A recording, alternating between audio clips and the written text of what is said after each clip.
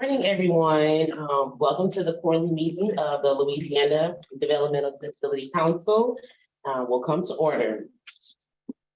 I just want to say welcome to everybody. I know sometimes this is maybe some people first time meeting in person. So welcome to the meeting. Welcome to the council. We're here to get things done and be productive with the people that we love and the people that we care about. So let's just keep those people in mind who we are here for today. So I'm gonna need the deal to present our roll call. So when your name is called, please say present. Ms. Earhart. Ms. Banks. Present. Dr. Baravecchio. Ms. Steele. Present. Ms. Bayham. Present. Ms. Kose. Ms. Crane. Present. Ms. Gonzalez. Ms. Eagley. Ms. Hagan. Here. Ms. Hano. Present. Ms. Harmon. Here. Ms. Email. Ms. Jordan. Present. Dr. McKee. Ms. Colazola. Here. Ms. Richard. Here. Mr. Rocca. Here. Ms. Stewart. Here. Ms. Barber. Here. Mr. Taylor. Here. Ms. Washington. Ms. Webb. Dr. Wilson.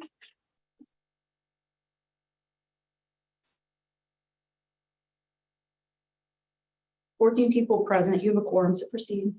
All right, thanks. And at this time, we will have Amy read our mission statement, and Ann read the ground rules.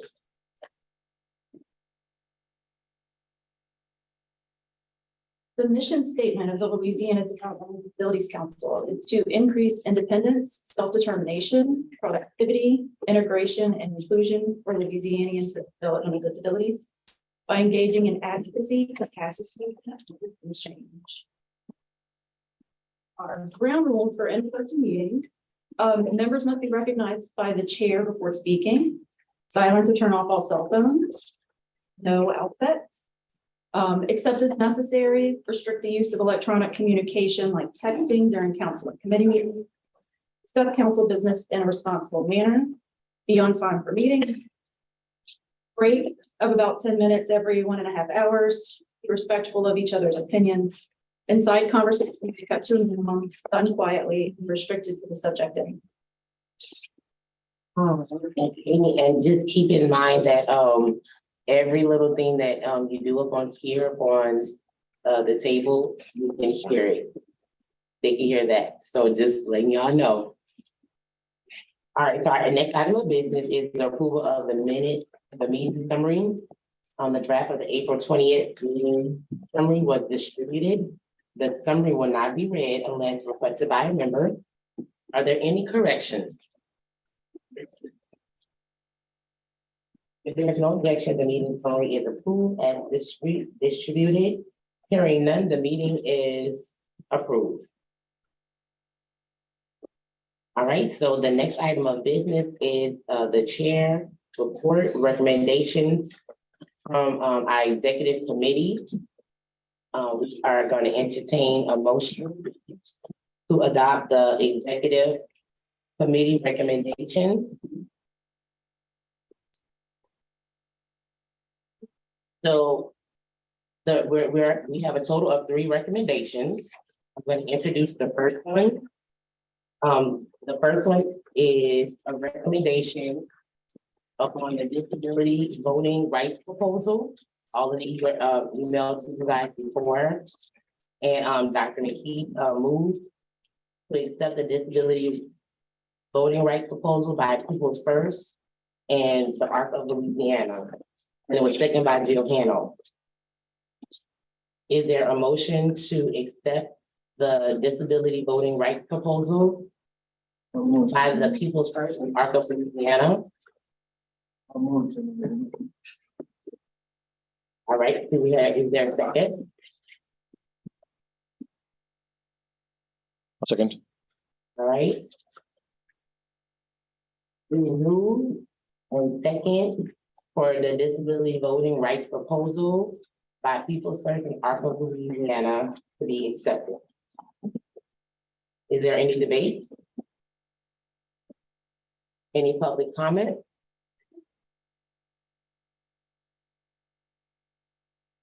Okay. So, the question is, are you ready for the question? The question is on to approve the disability voting rights proposal by the People Church in Park of Louisiana.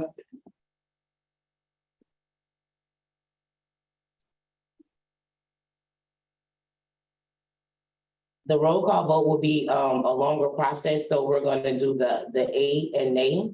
I'm just letting you guys know because we have a choice.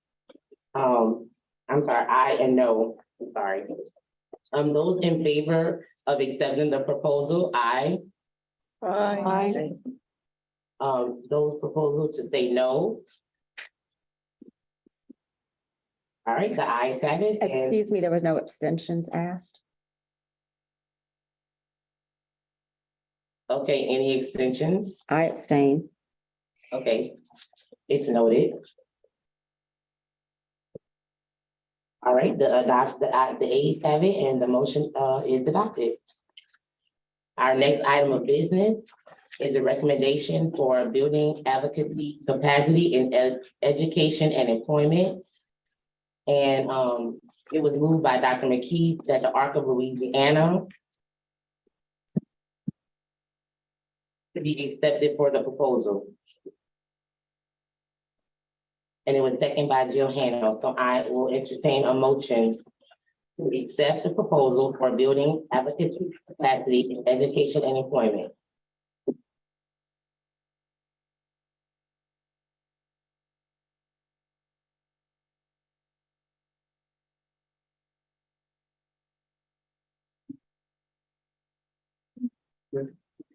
So I will be entertaining a motion to accept the building advocacy capacity in education and employment.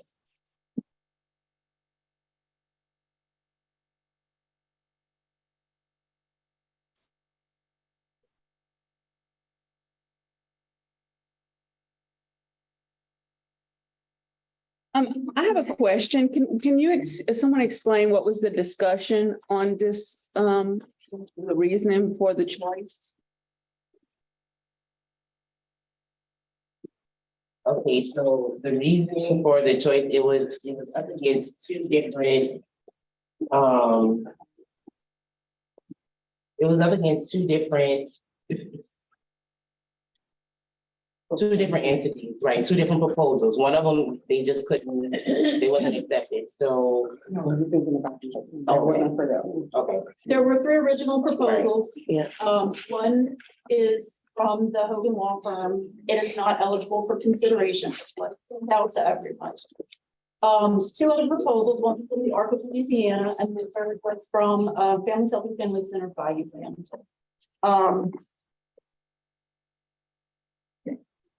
And then in terms of discussion of why one was picked over the other, a motion was made. There was no discussion? On this one, I don't recall any. Jill, do you have another recollection? Can I answer them in piggyback? Cause I can't speak for anyone else, but I felt like there was not very much discussion in, so like was I kind of missed, and I kind of didn't really understand why we were going one way over another way.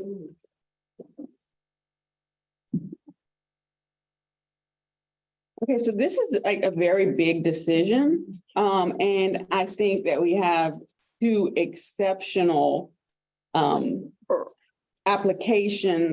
proposals and by people who are, that can do the work. So like, I feel like there needs to be discussion about what we have to take the time to look at it. I hope everyone has looked at it, but Like this is one of our larger contracts, and so we need to really consider what we want and what the proposal is outlining that they'll provide or they'll do. Maybe are you talking about the capacity, the education and employment Yeah. capacity? Okay, cool. Thank you.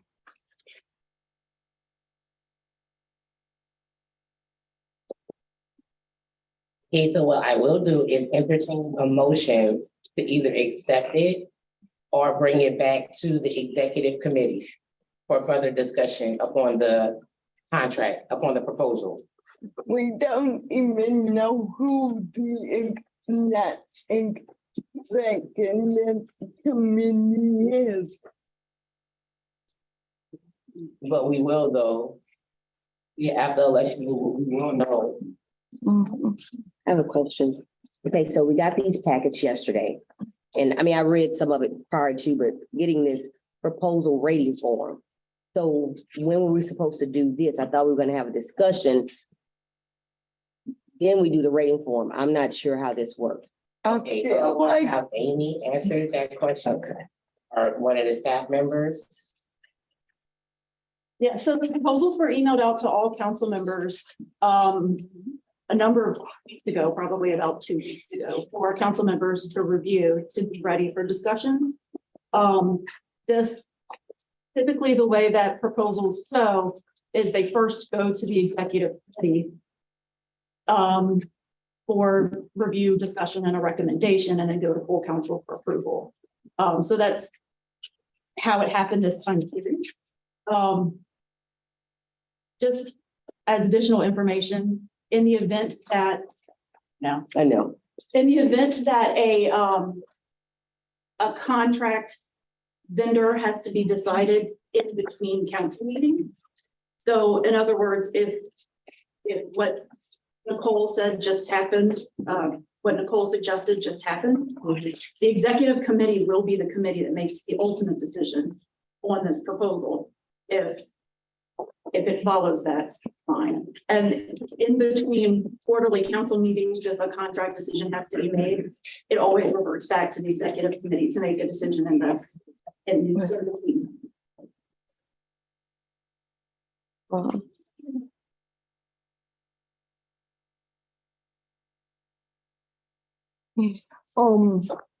Julia, I'm sorry, Kim, you're recognized.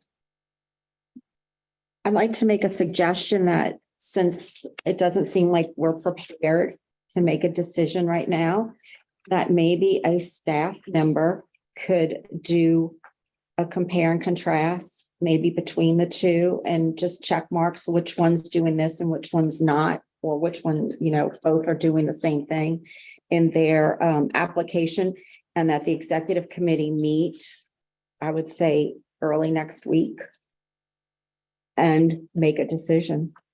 So is that a motion?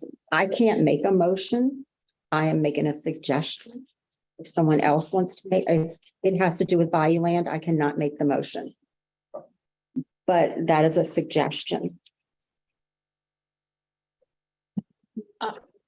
Ms. Mary? I guess I mean, we read over these and had these. I guess I expected today that the executive committee, if you made a decision about which one to recommend, that you would be traditionally what we hear now in the open meeting with everybody here is why those decisions were made, so we can digest that to make a decision, because it doesn't make any sense to me that the executive committee is going to make another decision if you've already made one based on information that y'all discussed. So I guess I'm confused about why we would go back to the executive committee making the decision. If y'all had some comments about the proposals that we could discuss today, that would be, in my opinion, a better process. I don't think anybody read it. That's the whole deal. And no one wants to, I'll say. I read it. I did not. Right, exactly. I did read each one of them. So, That's what was Okay, I recognize Rio. This is just my instinct judgment, but I do see both of our project directors in the public, in the room.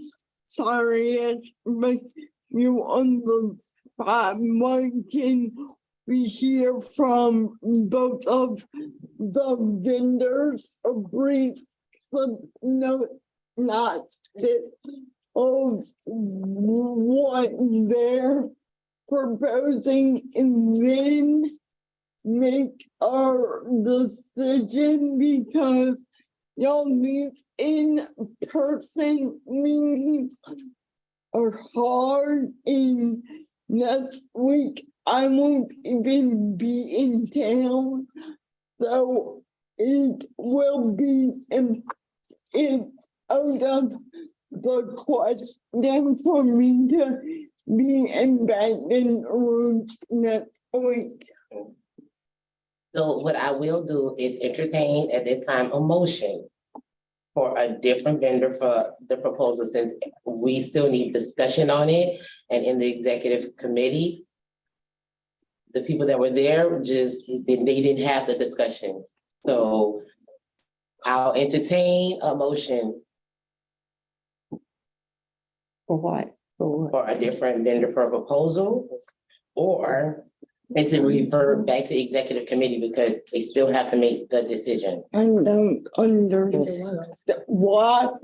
The only way we can get to discussion is to make a motion for the other one.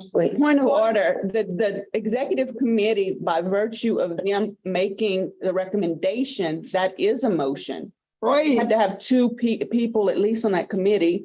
So that's the way it used to always be. The committee made a recommendation. You didn't need a motion from the floor. It was served as the motion. So now we're having discussion on that motion from the committee. So we can have an open discussion right now. because the executive, and unless I'm understanding something wrong, like, are you suggesting that we throw in a third proposal? Okay, No, what I was proposing. Just to try to restate it so that hopefully it makes sense, and Ms. Learson, if I'm wrong, please jump in. There are a couple of options. So the motion that came out of executive committee cannot come to the full council as a motion per our parliamentarian. So if this recommendation is what if the Arc of Louisiana proposal is what people, the full council want to accept, then someone has to make that motion again, and then it has to be seconded and voted on. If this proposal is not what people want to accept, and they want to make a motion to accept the other proposal, which is the FHF Bayou Land proposal, then that motion can be made, discussion can be had, and a vote can occur. Or if you want to revert the decision back to the executive committee, that can happen as well.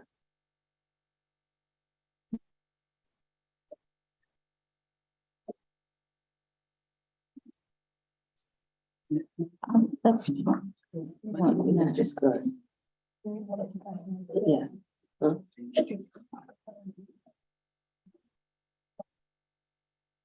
So I make a motion that we open up the floor for discussion about the two eligible proposals. Okay, as per our parliamentarian, that is not an appropriate motion, so. There's no time. That is not how we've operated for over a decade. So I don't see why we can't discuss proposals. How we can have conversations? Okay. Good morning, folks. So the way that you don't have to make a motion to discuss something, you make a motion to take action on something, which is a vote.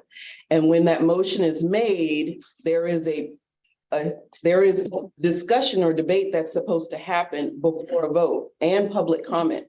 So if your motion is to accept a proposal, then you can make that motion, have open discussion and debate about that proposal or the other, and then either vote down the proposal that the motion is about, or make a motion or amend the motion to accept the other proposal.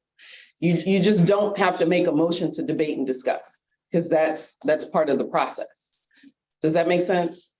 So I can make a motion to accept, then someone second it, then we hear from the vendors, or the public. You hear from the council members and then the public, correct? Okay, so Okay. is it people first or by you land? The art. What, Louisiana. I didn't hear you, I'm sorry. If you want to make a motion, you have to say which one. The art. If it's the art. I didn't know. Okay. It's up on the board. I make a motion that we accept the proposal on the education and employment capacity building from the Art of Louisiana. All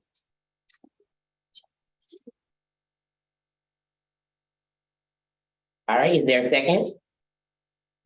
I'll second. All right, it is moved in second upon building capacity, advocacy. I'm sorry, building advocacy capacity in education and employment proposal to be presented. Is there any debate?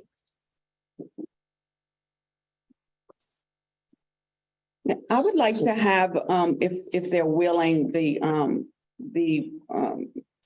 yes, directors to share, give them a allotted amount of time to share their vision in this in their own words. And I don't know if perhaps we should have the other one out of the room when one shares. I don't want to give any type of advantage to either one. I don't know if that's necessary or appropriate, but if they're willing to do that, I think that would be helpful for our decision making. Especially since there's no Yeah. discussion. That's not nice. If you wouldn't mind, Dr. Michelle, we'll call you in. I'll leave anyway, because I don't want to create a scene.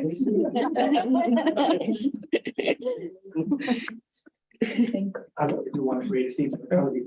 Thank you. Awkward. No. So I think I read both of the, well, of course I read ours, but I read his proposal also, and they're very different. So I'm wondering, what is it that you guys are looking for? Because when you look at both of the proposals, we are clearly offering two totally different things.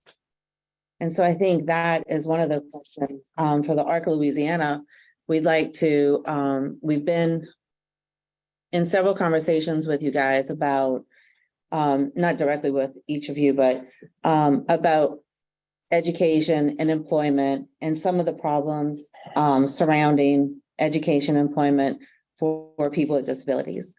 And so we're offering to go out, meet with some of the department heads, do training across the state, one in each region, do for both subjects. Also do a couple of webinars for those who could not meet in person. Participate on work groups and work groups and committees, and then bring the information back to the DD Council as far as like the the DD Council quarterly meetings. I don't have it in front of me, so I'd be happy to answer some questions. If you guys have any questions, maybe that might be easier. For my part, I wanna apologize for the council and especially Kelly and the whole group that I did not review this. And y'all all know that it's very out of character and the I know. Yeah. And I see everyone that knows me looking at me. So I wanted to apologize that today is my first day that my eyes have landed on this, so I Okay, greatly apologize. not a problem.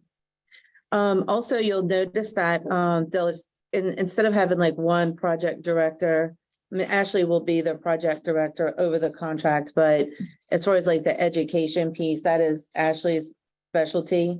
And the employment piece would be mine because that's what I've always done. And so we do kind of have that in our office where we both really do specialize in a certain area and just happens to be the ones that you guys are requesting.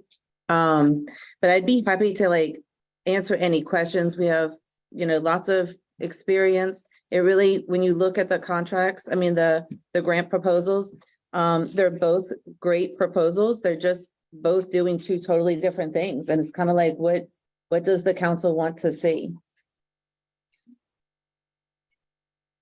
Brendan, can we put the SOP on the big screen that, and then me, Brendan, and Amy? Yeah, let me. Thanks. Kelly, in 25 words or less, can you just say what you're proposing to do? We're proposing to educate individuals who have disabilities and their families about upcoming laws and programs and stuff for people in education and in employment. I mean, that's the gist of it. And then also working with the council. I know the council has had some issues not really getting information education wise. So that was going to be another big focus, is making sure that the staff at the DD Council had the information that they needed in order to spread out to their membership. Thank you. And had I known we were going to do this, I'd have been more prepared, but I'm done. One of the things that stood out to me about this proposal, and I agree, they're both great, different. I will have to abstain because I contract or work with these entities, but you all also plan to present and work directly with lobby chamber, like employers and folks in the employment community, which I think is huge, communicating to them and bringing them on board with inclusive employment and what are the requirements. So that was one of the differences that I noticed too, with the work that you plan on doing and some of the trainings you plan on doing directly in the community with employers and with some of those businesses.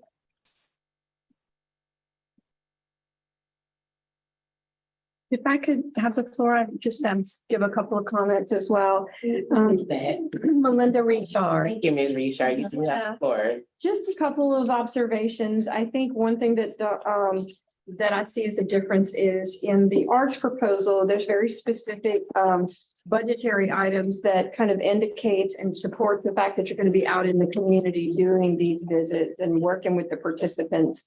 I also think that the idea that you've thought out what those steps and timelines would be is also a plus. You've obviously mapped this out as to when you'll accomplish the different phases of work. And the fact that you've also included travel and hotel stay, to me is a commitment that you're going to be doing this work in the community the other point that I noticed too was your point as well about it does feel to be both employer education as well as participant education, individual education with the parents and individuals. And so I think that's a plus. I don't think it's insignificant that there's a lower cost associated with it. Almost $6,500 lower in cost. So I think that that's not to be overlooked. But that's kind of my 2 cents on how I read the proposals.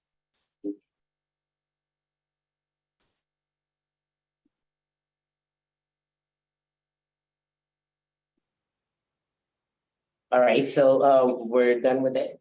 You finished? Yeah. Well, are we finished with Ms. Kelly?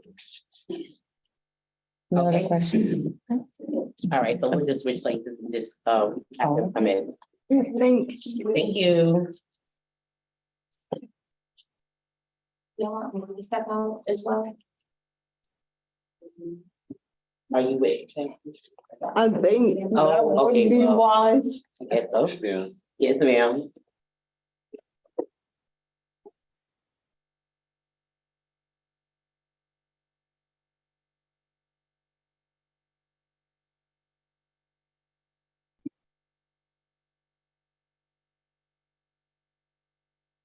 But once the like, no, we're gonna stick with this.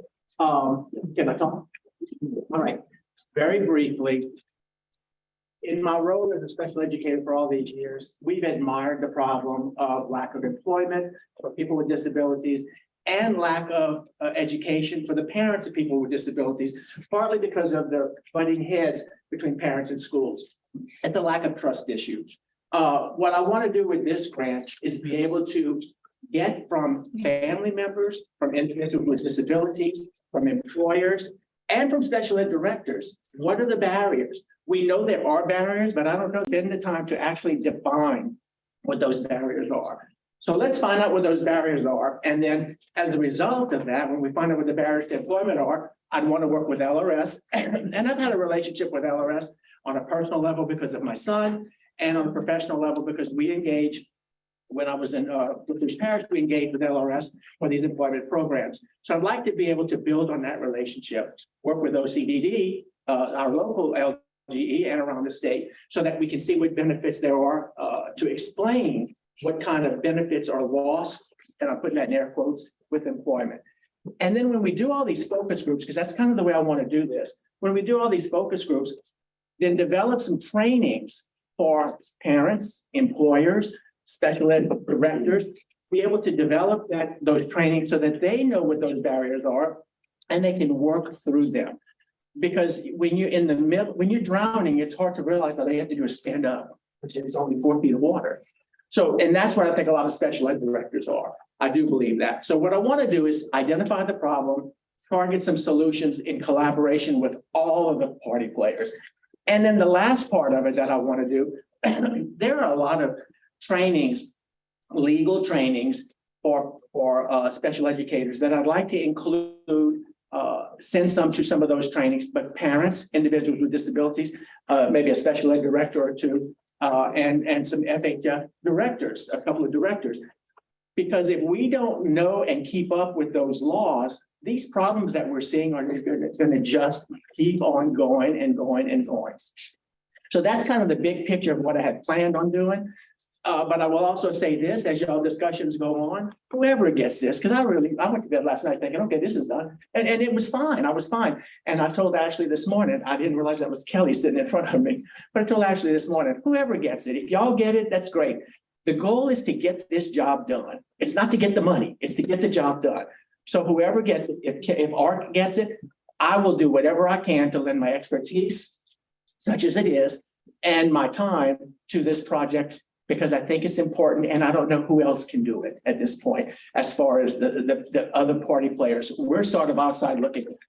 So whatever your decision is, we're going to get the job done, whoever it is. And I appreciate the time, I appreciate the opportunity. And I will say, that was a long grant process. I mean, it was hard to write because it's a big problem. It's a huge problem. So anyway, that's all I got to say. If y'all have any questions, I'm more than happy to answer them, and we're good to go. Okay. Thank you. All right, thank you all. I do have a question. Okay, Jill, you're recognized. Are you the project director? Yes, Sorry. you're the project director. I am the project director. And the reason I chose that is because I think I have the expertise and the skill, and I don't think it's something that I want to assign to someone else, because I think something will get lost in the translation. And Jill, I don't think I'm all that in a bag of chips. What I do know is what I know. Right, And if that knowledge will help this process, I'm the one to do it. okay. Props.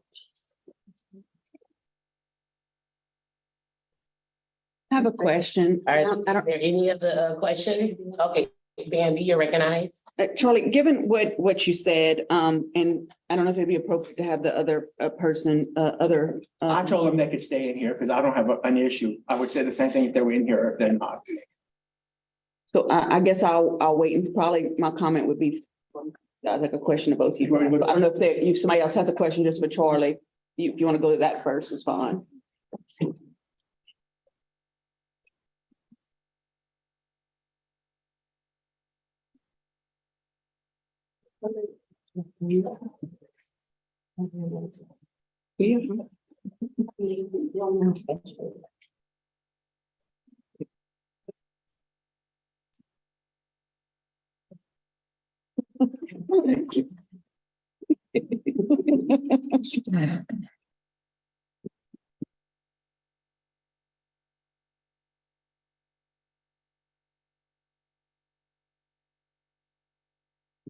Okay, go ahead, Bambi.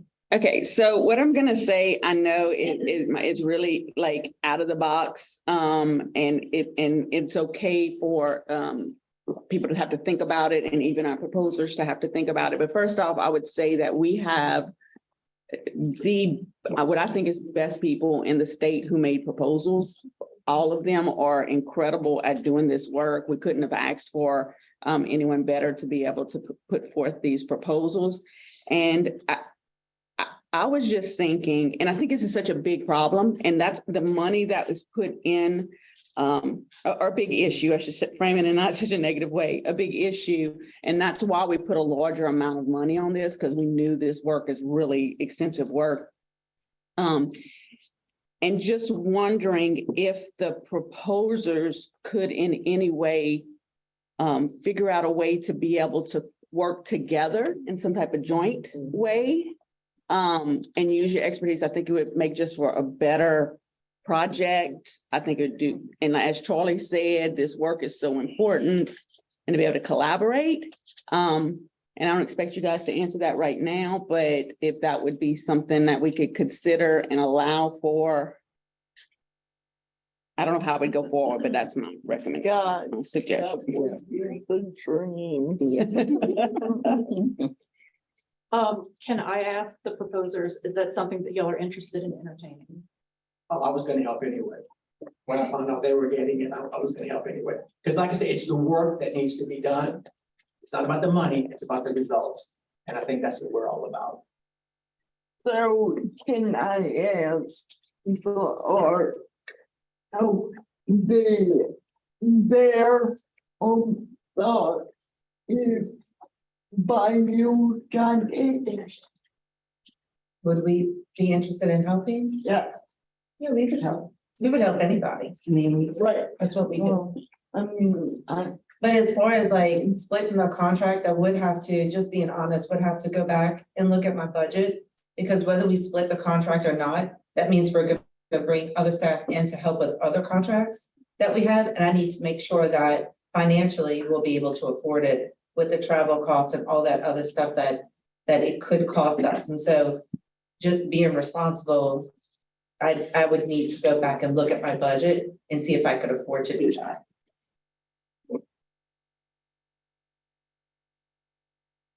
Permission to speak. I was kind of gonna piggyback on, my name's Lauren Womack, on what Bambi was saying.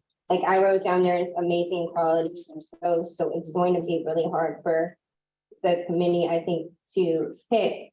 And I serve people, I am a person with a disability, developmental disability, but I also serve people with disabilities, as like a service provider. And what's really hard in Louisiana is we're a higher fire state. So every day I have people coming to me and it's blatant that it's the disability that they were let go. And some things, you need to know the law, but we also need to, I think, empower, clients to say, okay, to know their laws and to, things like that. So.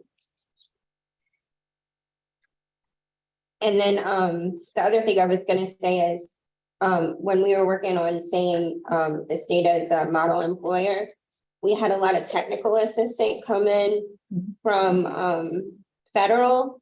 And I don't know if that's something that either of y'all had thought about or, maybe requested to see. I'm not sure if it's free, but just to see what's working in other states.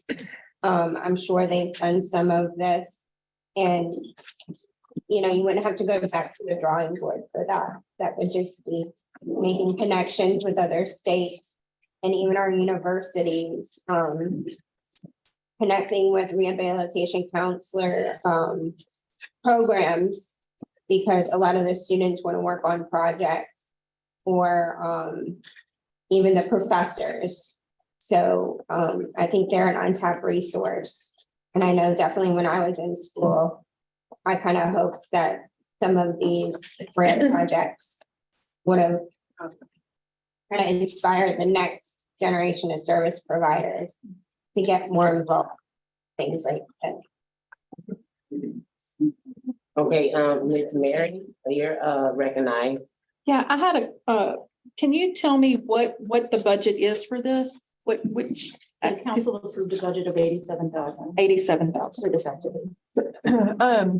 I liked on the Bayou Land, the focus groups, and I always think we get a lot out of going throughout the state to do that. Sometimes we don't have that included in proposals, so I was a big fan of that. And the other proposal, I think, has a lot of good outreach on education and those kinds of things. So that was the two things, like, is there a way that we could look at doing, even if you split, I mean, can we add to the budget? Could we do this focus group pieces that are a part that, I think that we're very passionate about, and then still be able to take some of the things that they learn from that, the things they already know. I mean, some things are going to be the same things we've heard for the last, forever, but there's always new ways and new opportunities. So I'm just wondering if that is a possibility. To add to the budget for this activity, you'll need to take from the budget of another activity. The easiest way to do it at this point would be one of these 3 new ones that you're discussing right now, because nothing has truly been set in stone except for the disability voting rights, which was just voted on. Can I, Judy, you're recognized. Ms. Monroe, I don't wanna insult anyone, but because, and I'm not like, I like definite answers, like, and I like to ask the question and know the answer, move on, that's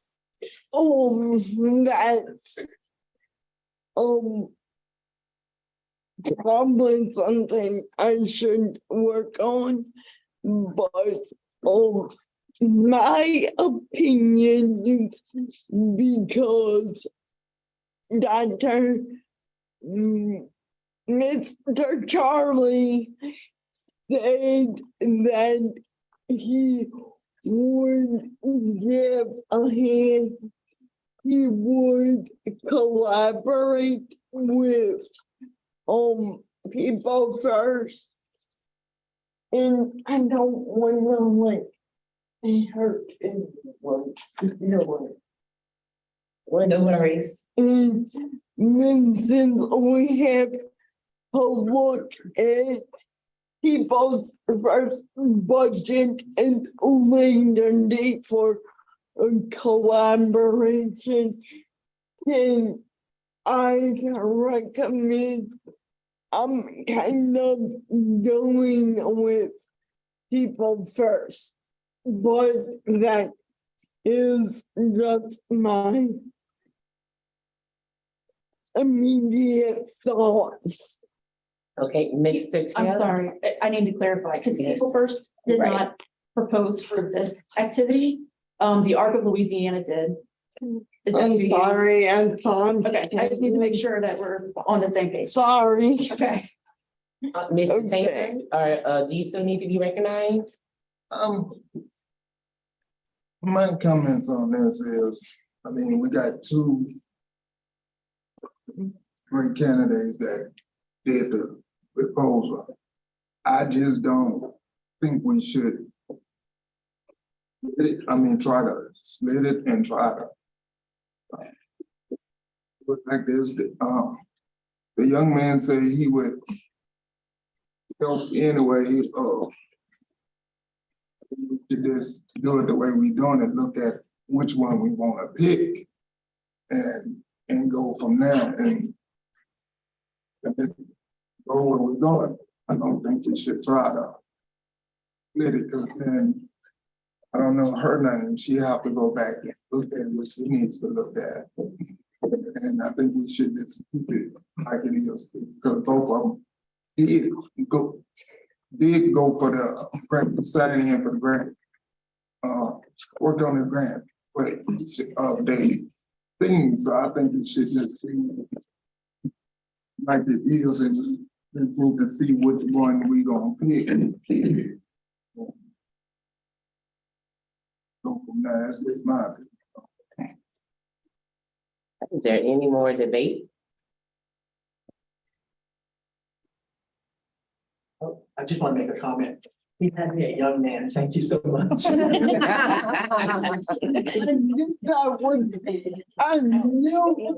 I knew what you were thinking as I heard the words coming out of his mouth. Okay, so, are you ready for the question? So the question is, Sorry. oh, I'm sorry, I didn't see It's you. okay. It's Okay. Mary Crane. I just have one question. In the Proposal, was it mentioned that there would be multiple awards or just one award? One. So with it being that, it's just my opinion. I don't think that we need to split it because it wouldn't be fair to them knowing that they would be only having one award and now they would have to separate and collaboratively work with somebody else. So that's just my input. Any more debate or discussion? Public comment? I would like to say, okay, so I have a question. If we're going to go with the Arc of Louisiana and they did not request the full amount, is it possible to go ahead and do the full amount and whatever was left out? I would like to supplement Dr. Michelle, sorry. His salary, some of his time and effort with supporting ARC in whatever way. No, since he's offered to support the ARC in the project, since they didn't request a full amount, is it possible just to give the full amount and that difference be given to? If the Arc of Louisiana agrees to basically subcontract with Dr. Correct. Michelle and pay him that portion, Right. then it could be done. I would like to. We did that with supported decision making. With disability rights. With disability rights. This is Bambi. So I guess just to add on to what, just to clarify and make sure, there are components of both that are great. So I guess like what you're saying is that we want to make sure that Dr. Michelle for what he's going to be contributing and adding value to what your proposal is, that you guys will work together and figure that out on, and making sure that he has some compensation for whatever resources and time he's putting into that, that y'all will figure that out and work that out together. I think that's something we work together all the time. Right, I know that. So, But if Kelly, if we say that, if what she says is the ARC, we'd give it the 87,000. That would give you some more flexibility to maybe just expand a little bit on what you guys have already put. Yeah, the question was just like, if we split it, how would that look on my budget and would I be able to do that with an extra person? And that was gonna, Right. that was the other, yeah. But doing full funding at the 87, and then you all can reconfigure your budget Absolutely. and supplement his time and effort. I think that would be a good idea. Right. So I'm sorry,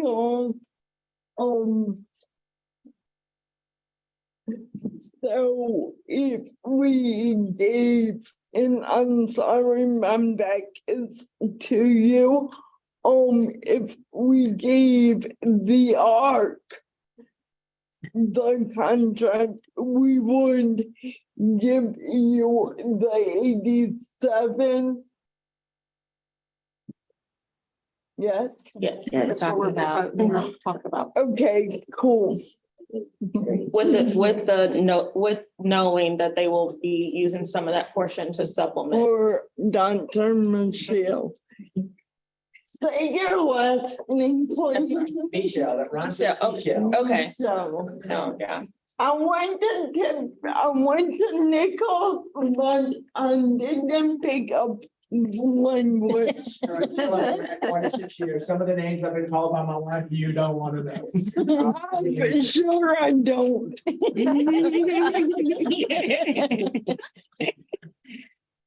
All right, any other debates? Questions? All right, so you ready for a question? The question is for us to accept the motion to building capacity advocacy, building advocacy capacity in education and employment for the ARC of Louisiana. Do we amend that? Yes. Did not amend it. That's the motion that was on the floor. We didn't. We just discussed it. Nobody made a motion to amend. So Right. Wait, You make a motion to amend. Okay, so. Sorry, who said that? yeah, I can't. Taylor. Mrs. Taylor? Is there a second? Second. A second. Okay, we have a second by Ms. Brooke. All right, it is moved and second that building advocacy and capacity in education and employment proposal be accepted for the ARC of Louisiana. Oh, I'm sorry, and it was amended.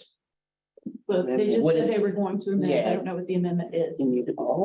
Yeah, you guys gotta be specific. Okay, so I would like to I would like to amend it to say, I would like to make a motion to approve the ARC of Louisiana Building Advocacy Capacity and Education and Employment to be funded at the 87,000. But it was made. But it was made by Mrs. Taylor. So does he need to? You could say, did she say it on your behalf? Yes, you can. Okay. Okay, sorry.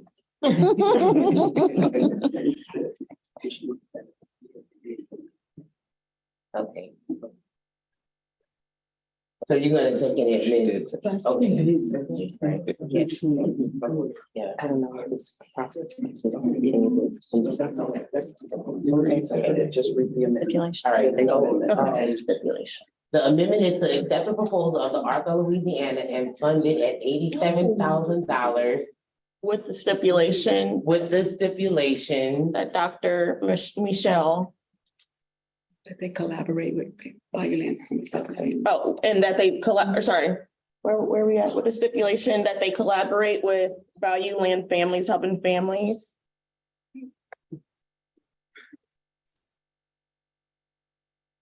Can you make the screen bigger? Yeah, I'm like. Yeah, Yeah, just go ahead.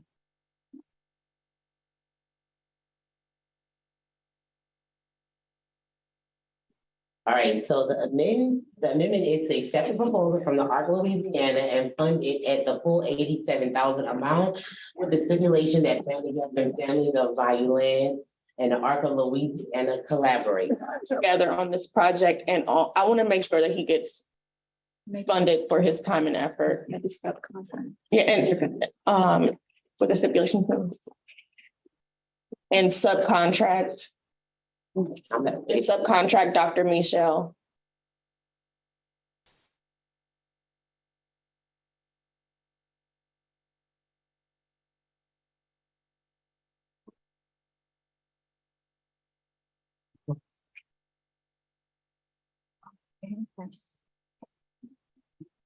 What is it?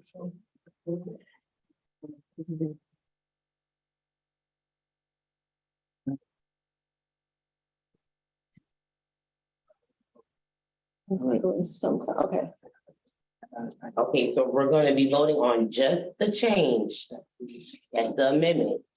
To accept the proposal from the Ark of Louisiana and it funds the full 87,000 with the stipulation that Families Helping Families of Value Land and Ark of Louisiana collaborate on this project.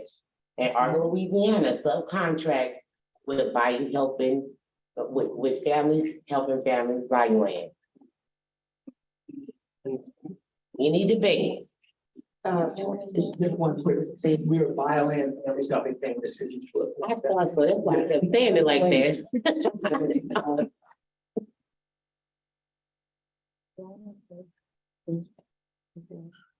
You are? All right, any other public comment? I have a question. Are we gonna put an amount in there?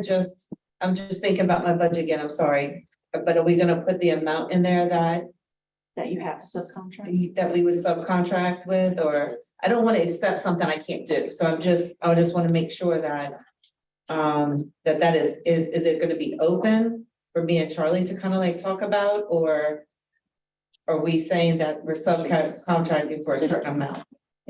Difference of the proposal. I thought permission to speak. Yes, you have the floor.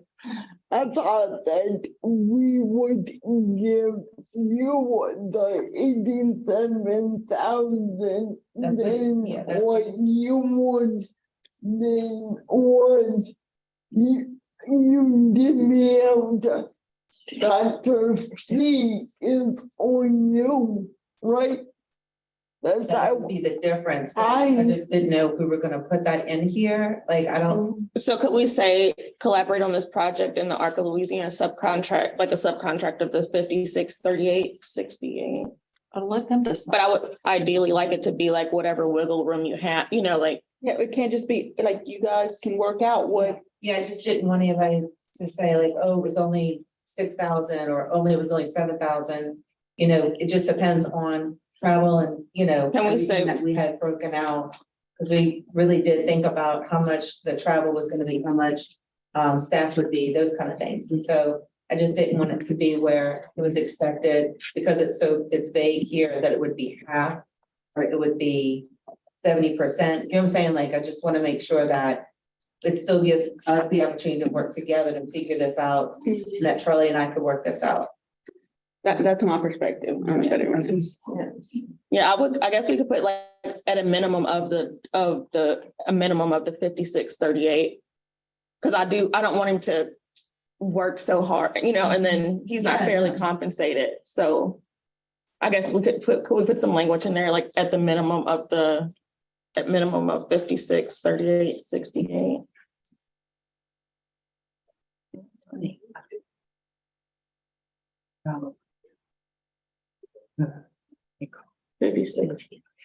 5638. At minimum. Or ask them how they would, what makes it easy for them. That. Any other debates? Questions? Public comment?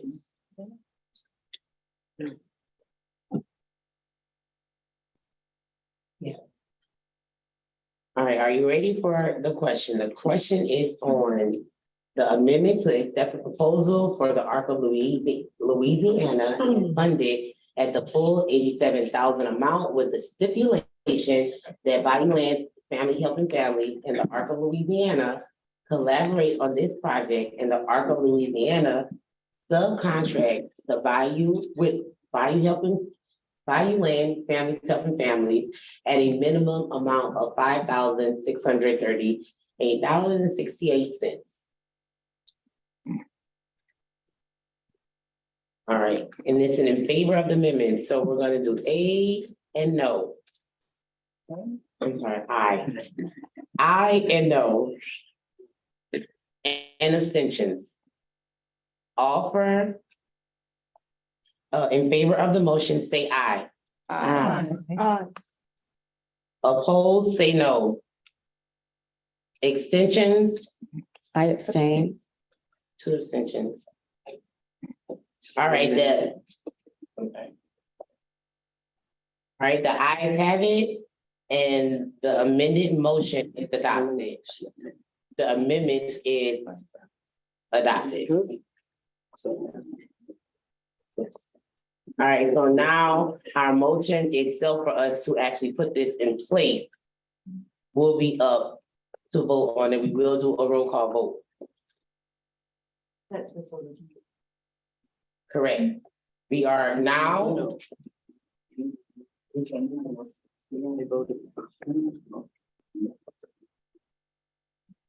So now we are voting on to accept our amended motion that we just put in place. And we're gonna do a roll call vote.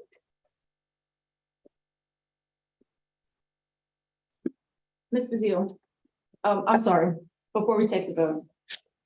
Voting yes means that you are voting to accept the proposal from the ARC of Louisiana at the full amount of $87,000 with the stipulation that they subcontract with Bayou Land Family Helping Families at a minimum amount of $5,638.68.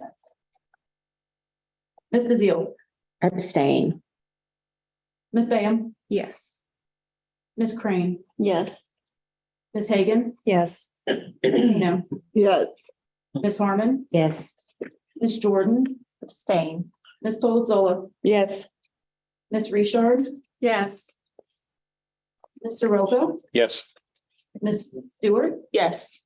Ms. Tarver, Yes. Mr. Taylor. Yes. Yes, it's happened. Okay, the ayes have it, and the motion is adopted. All right, our next item of business is our motion of navigating a system of co-occurring disorders for the hustle and grow. Just point of order, we didn't call on Ms. Renata Washington. Oh, I'm sorry. I missed her. Ms. Washington. Yes. We're so sorry, Ms. Washington.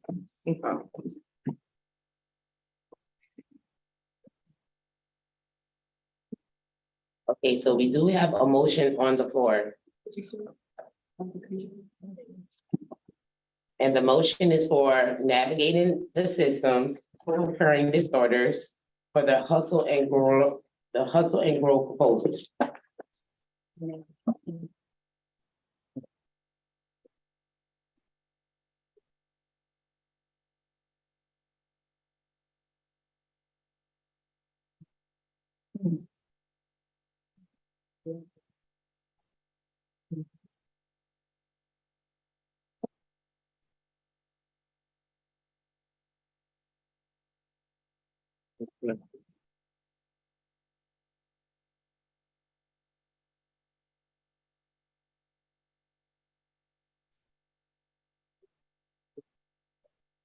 Can you remind us what we need to do to have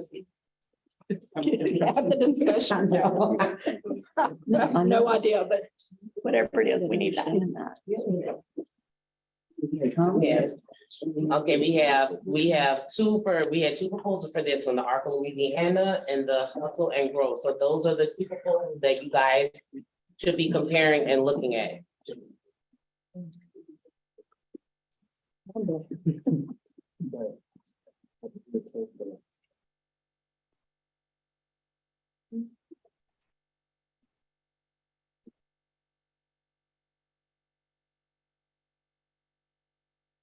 Is it appropriate to ask what was the reasoning for this, the decision by the executive committee, like it's a discussion? Mhm. It is. From our discussion from the executive committee, because we did have discussion upon this one. We just felt that the hustle and grow had a little bit more insight on what we wanted to do. According to Dr. McKee and the discussion that we had with these proposals.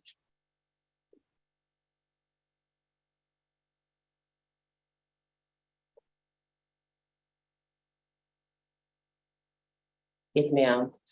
Kim Brazil. Why does the hustle and grow proposal not cover the entire state?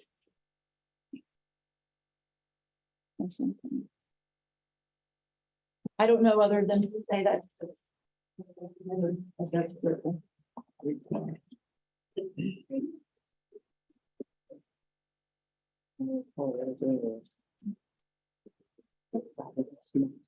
I just want to say if from an area in central Louisiana that is overlooked a lot sometimes, I think that we should have some if it's a scorecard that we're using, then we should use the scorecard and executive committee. And one of the things should be if it's going to be statewide or not, if it's going to be in person or not. So if there's a scorecard where y'all using it, I kind of think that we could have avoided some of this lengthy discussion today had we followed our processes that we've had in place or known of in the past. So I guess that's the discussion for later, but I do want to say I'm not for any project that's not going to be statewide.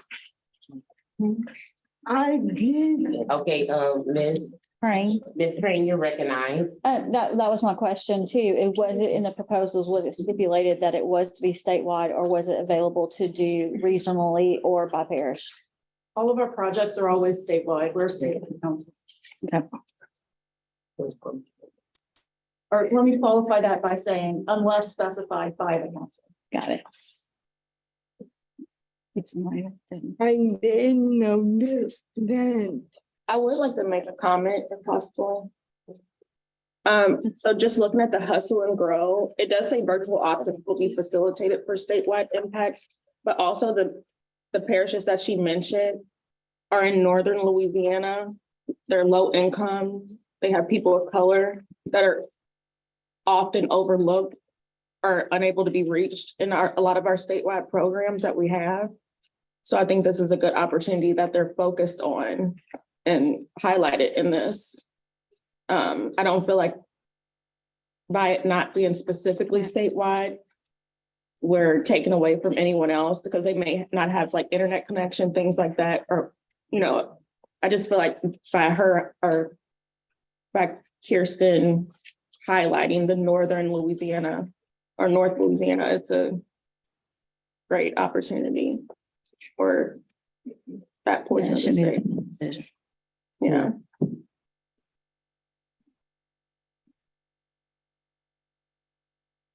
Right, any more debate or discussion? I guess my concern is, and I totally agree with what Brooke just said, because that is not just the most impoverished place in our state. It is one of the most impoverished and have the least resource in our entire country. So to focus on that is really important. So that to me is, I would normally say that we need to be statewide, but given that it is sort of a focus there, I think that's needed. But I also think about with the art, they have done extensive work in this already. So I'm wondering if we're going to get the same impact if we can build upon the work that they've done in this area and expand on it, as opposed to this one that is done by Hustle and Grow. And I just don't know I don't know if either of the impact will be the same. Maybe it'll be different and maybe it'll be better. I don't know, but that's just the two questions that I'm thinking about right now.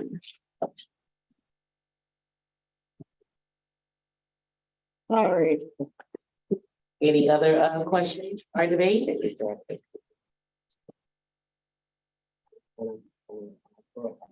We still have a motion on the floor. I agree.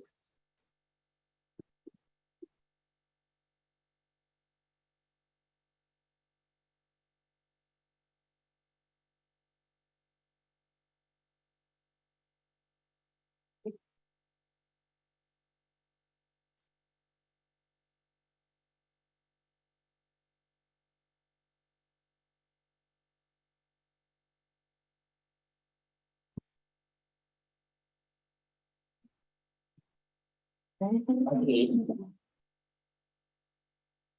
So what is the will of the council? So do you need a motion to accept or decline the motion that is currently on the floor? I would like to make a motion, or, I would like to make a motion to accept. Is that what I'm saying? Yes. Accept the proposal for Hustle and Grow. Okay, do we have a second? I second it. We have a second by Angela Farmer. Farmer.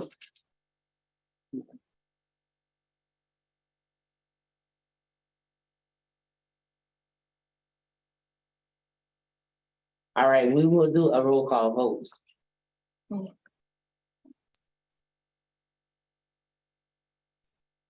Mrs. Zeal. Okay, guys, we're voting on the motion to navigating the systems of co-occurring disability systems with the Hustle and Grow proposal. Okay, and if you, to be clear, if you're a no, then we have another Okay, no. discussion about If the the, other proposal, right? correct, right, Mrs. Zeal. No. Ms. Bayham. Abstain. Ms. Crane. No. Ms. Hagan. No. Ms. Hayno.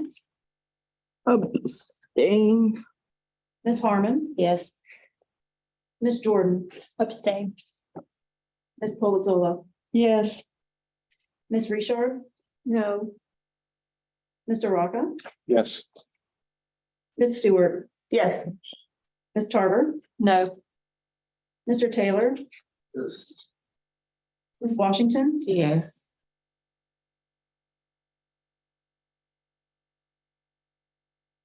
Six yeses, 5 noes, 3 abstentions. All right, let's have it. The motion is adopted. All right, our next item of business is the budget report. And the chair recognizes Ms. Amy DeVille for your report. All right. Executive Director report. The chair recognizes Ms. Amy DeVille.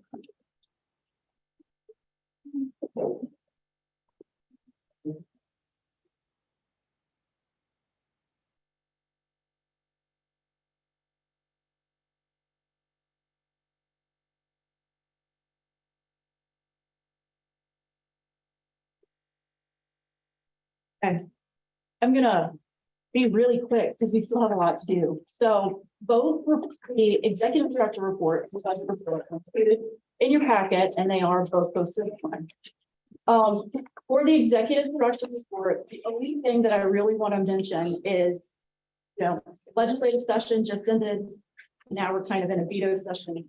But overall, for the council's legislative advocacy agenda, we did it very well.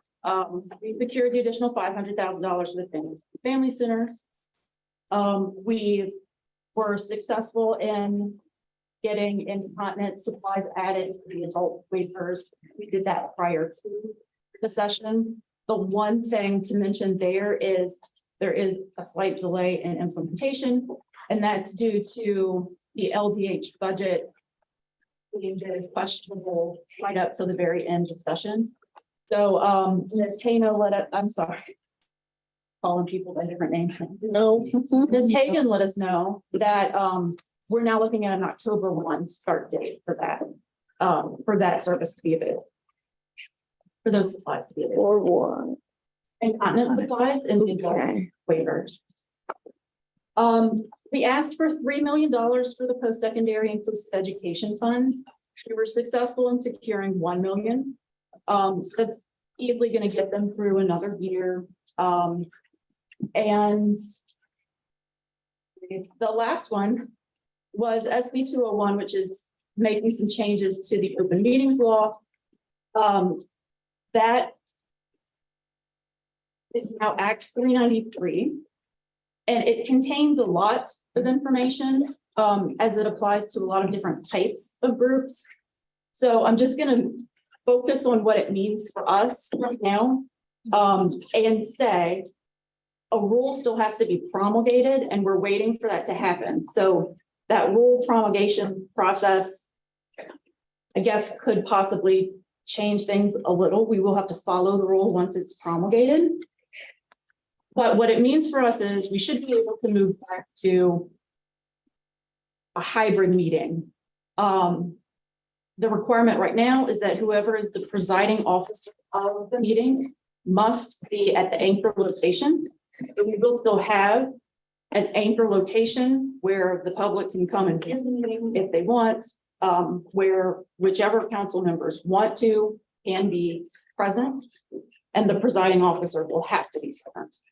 And then everyone else can attend virtually through Zoom. In discussions that I had with LDH Legal, our mutual understanding at this point is that even the agency reps will be able to be virtual and not have to be in person if they choose. Because we are a group that focuses primarily on disability, we can also meet remotely for every meeting. If you read through the whole act, you'll see that's not the case for every group. But that is the case for groups like ours. I think those are the highlights. I'm hoping that by the time the October meeting comes, the rule, it should be promulgated by that point, and we should be able to move back to whatever our new meeting situation kind of like at that. So more to come when we know more. And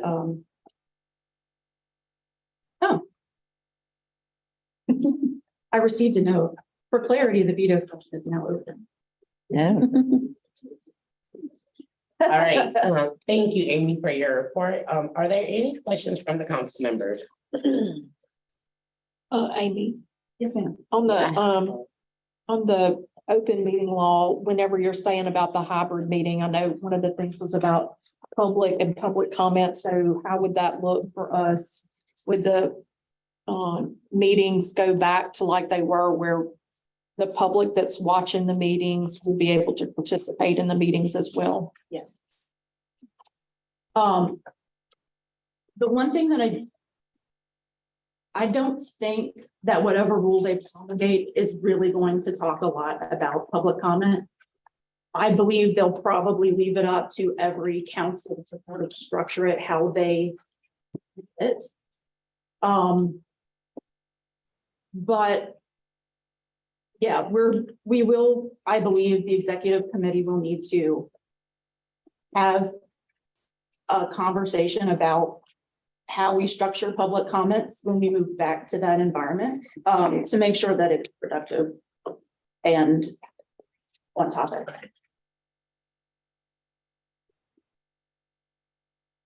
All right.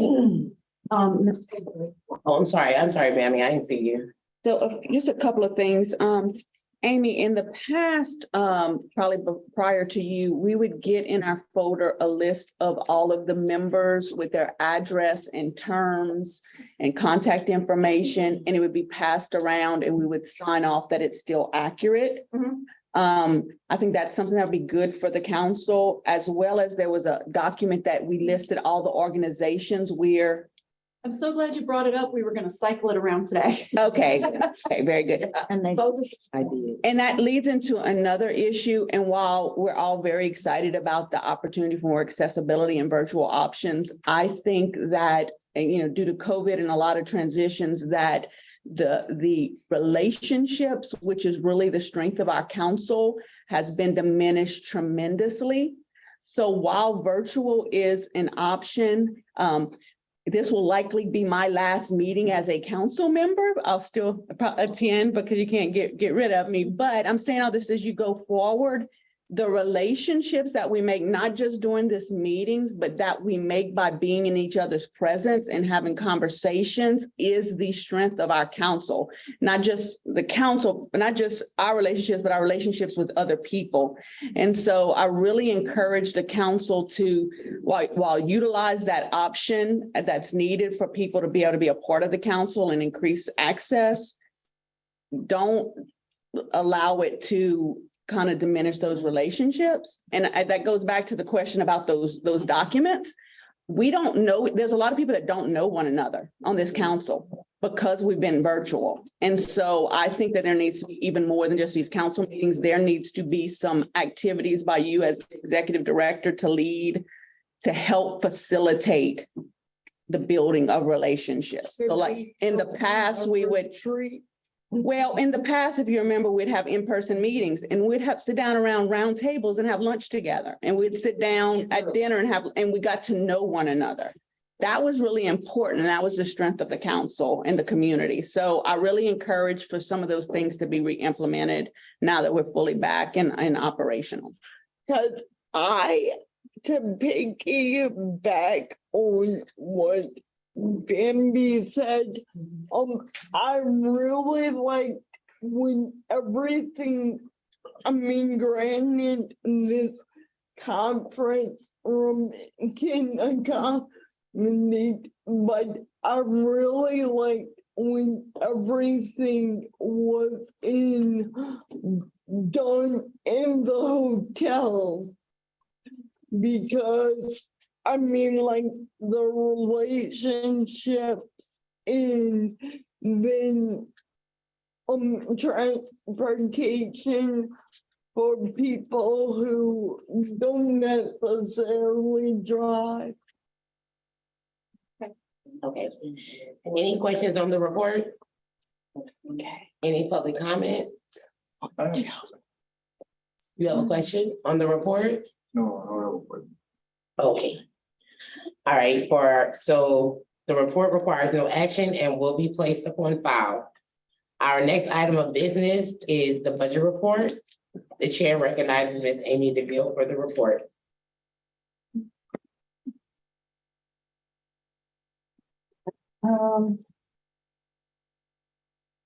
So, like I think we say pretty much every year at this meeting, this is not truly the year end budget because there's still some expenses that we're getting. But this is through the fourth quarter. Majority of most of the invoices are probably in. We still have them that haven't taken this point doing this.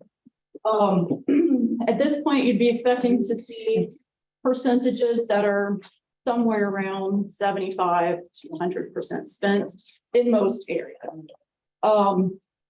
Salaries are going to run low because we were not fully staffed throughout the whole year. Travel will also run low, and that's because we didn't have in-person meetings for the majority of the year. And then the other expenses are running on track. Postage is a little low and that's fine. And our contracts are at 91% spent at the time that this was ran. We're going to get closer to 100% when it's a true year end.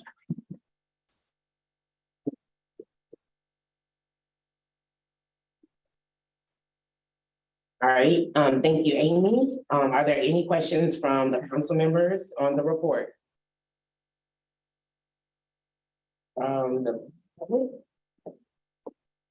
All right, this report requires no action and it will be placed upon file.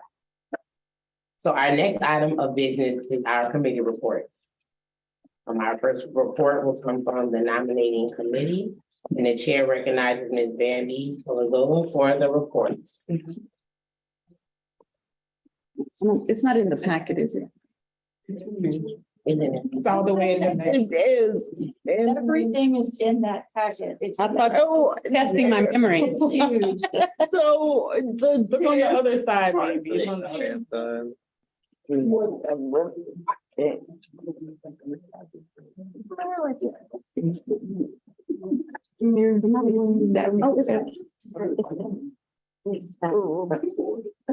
Okay. So well. So go ahead and report. Okay, so the nominating committee recommends the following slate of officers for the council's consideration. And this was from our July meeting. This is what the recommendations were. There has been a change. It's not accepting. So council chairperson Vivian Webb is my understanding that she's not accepting the nomination. That's correct. Council Vice Chair Gio Hano. Education Employment Chairperson Christy Gonzalez. Self-Direction Community Inclusion Chairperson Brooke Stewart. And then member at large Angela Harmon.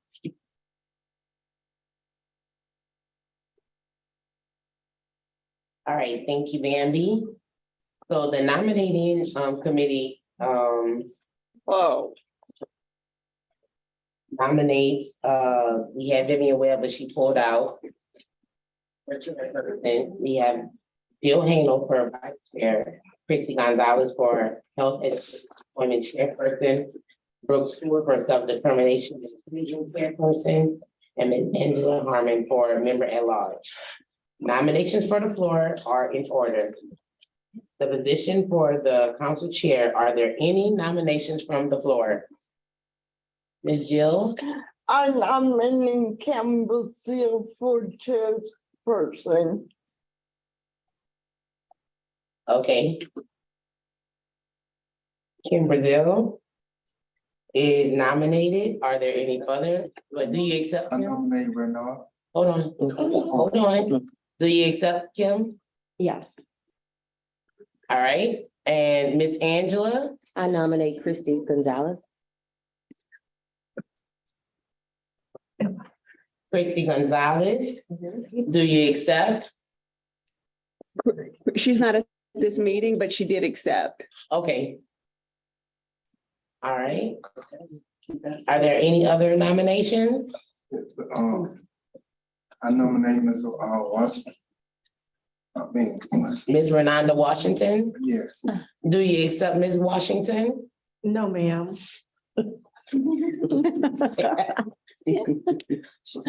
Are there any further nominations?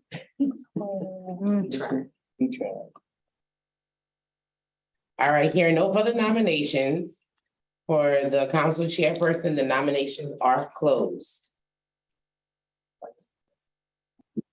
All right, now we have Jill Hano for vice chair. Are there any nominations from the floor for vice chair?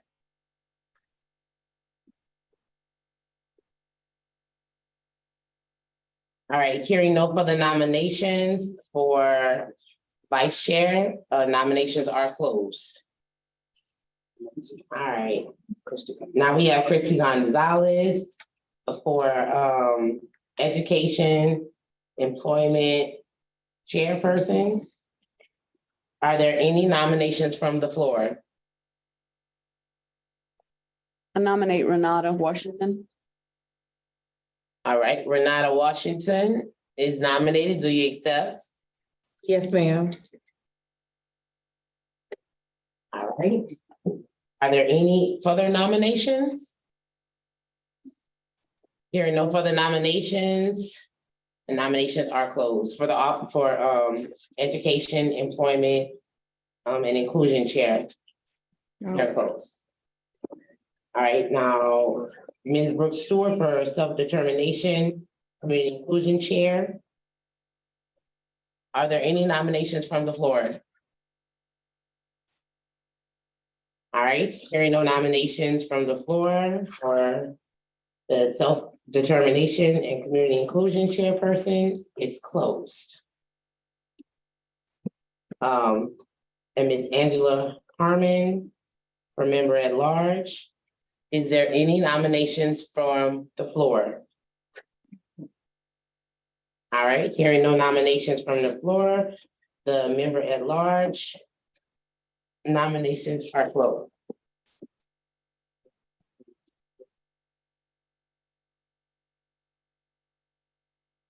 Okay, so our nominations goes as follows. We have nominations for the chair, and that is Ms. Kim Bazile. Yeah, I'm sorry. Oh, yeah. Ms. Kim Bazile and Ms. Christy Gonzalez.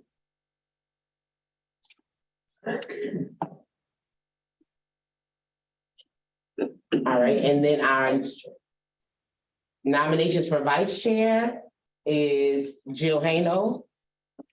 The nominations for education, education and inclusion is Ms. Renanda Washington. And the nominations. And Christy Gonzalez.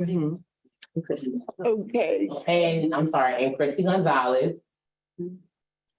And then a member at large, Angela Harmon. And our SDCI chair is Brooke Stewart. So according to Article 6, Section 2 of the bylaws, all officers shall be elected by the majority of the council at the July meeting to serve for 2 years effective October 1st. If there is no objection, the election voting method will be by unanimous consent if there is only one candidate for the position. Otherwise, the vote will be a roll call for multiple candidates. Hearing none, the election will proceed.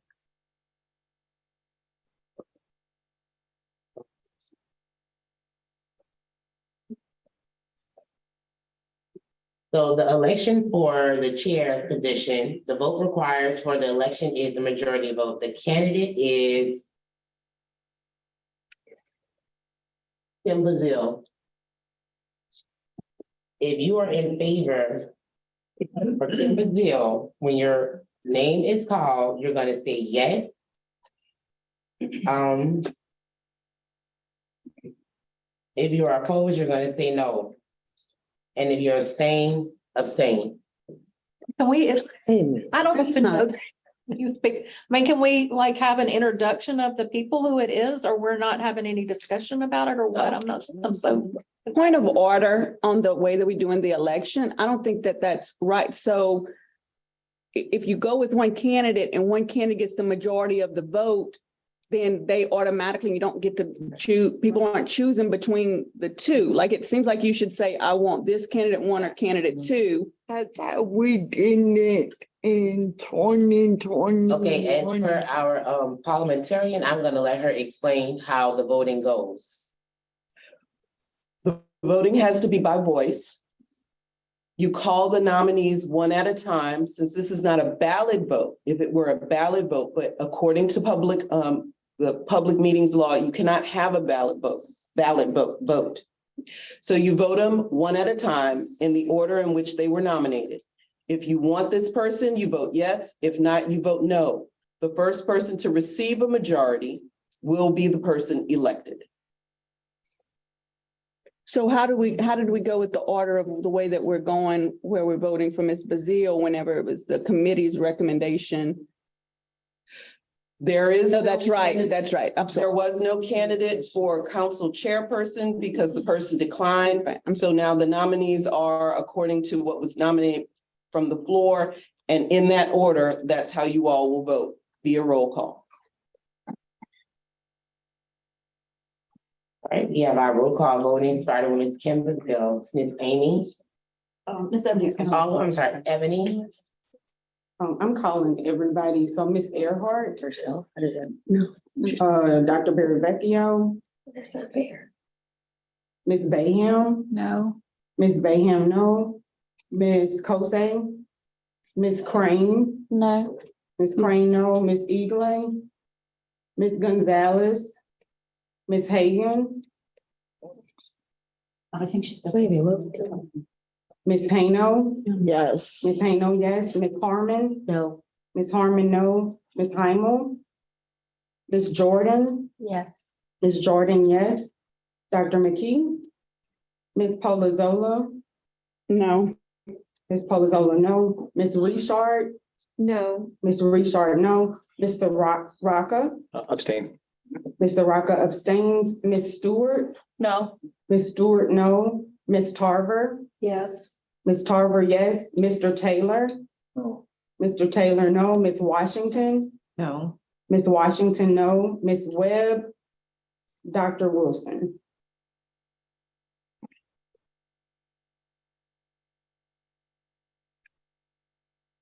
Three no's, eight. Wait, I'm sorry, 3 yeses, 8 no's, 1 abstention. Okay, so the noes have it. Kim Bazil is not elected. We're gonna move on to the next nominating person, Ms. Christy Gonzalez. We'll do a roll call vote. Okay, Ms. Earhart. Dr. Billy Vecchio. Ms. Bazil, No. Ms. Bazil, no. Ms. Kosei. Ms. Crane, Yes. Ms. Crane, yes. Ms. Eagley.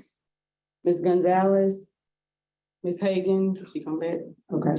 Ms. Hayno, No. Ms. Hayno, no. Ms. Harmon, Yes. Ms. Harmon, yes. Ms. Hymal, Ms. Jordan, Yes. Ms. Jordan, yes. Dr. McKee, Ms. Polazola, Yes. Ms. Polazola, yes. Ms. Richard, Yes. Ms. Richard, yes. Mr. Roca, Yes. Mr. Rocca, yes. Ms. Stewart, Yes. Ms. Stewart, yes. Ms. Tarver, No. Ms. Tarver, no. Mr. Taylor. I'm sorry, I couldn't hear you. No. Mr. Taylor, no. Ms. Washington, Yes. Ms. Washington, yes. Ms. Webb, Dr. Wilson.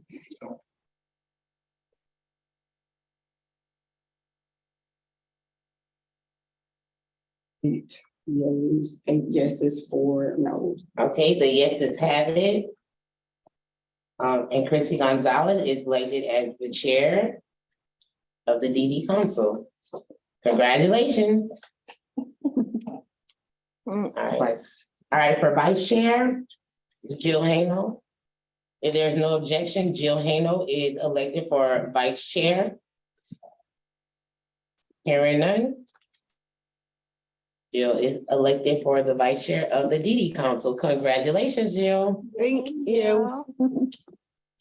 All right, and the position for Ms. I'm sorry, for the SDIC, self-determination, oh, I'm sorry. The Education and Employment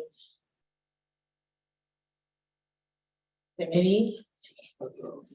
Can't be both. No, because she just won chair, so there was another nomination from the floor, Ms. Washington. Okay, but we'll go straight, right?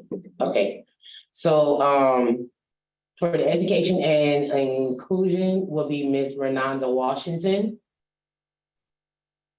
If there's no objection, Ms. Renanda Washington is elected for the Education and Employment Chair of the DD Council. Congratulations, Ms. Washington. Thank you.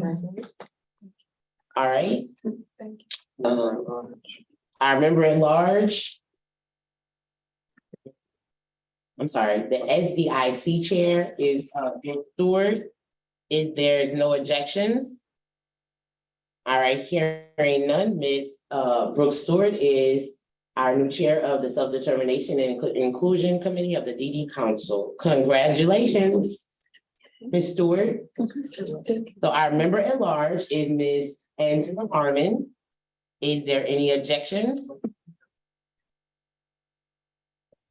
Yeah. Hearing no objections, Ms. Angela Harmon is our member at large for the DD Council. Congratulations, Ms. Angela. All right. Yep. All right, so if there is no objection, the meeting will recess for 15 minutes. And we will reconvene and start at 10:32.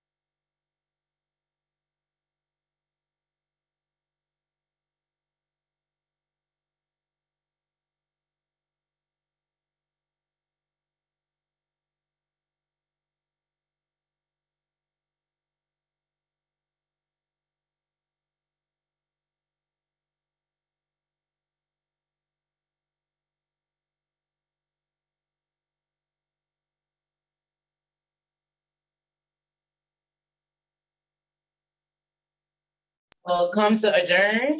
I mean, it's come to order. And now, the committee is gonna be, our next item of business is the report of Act 378 Subcommittee.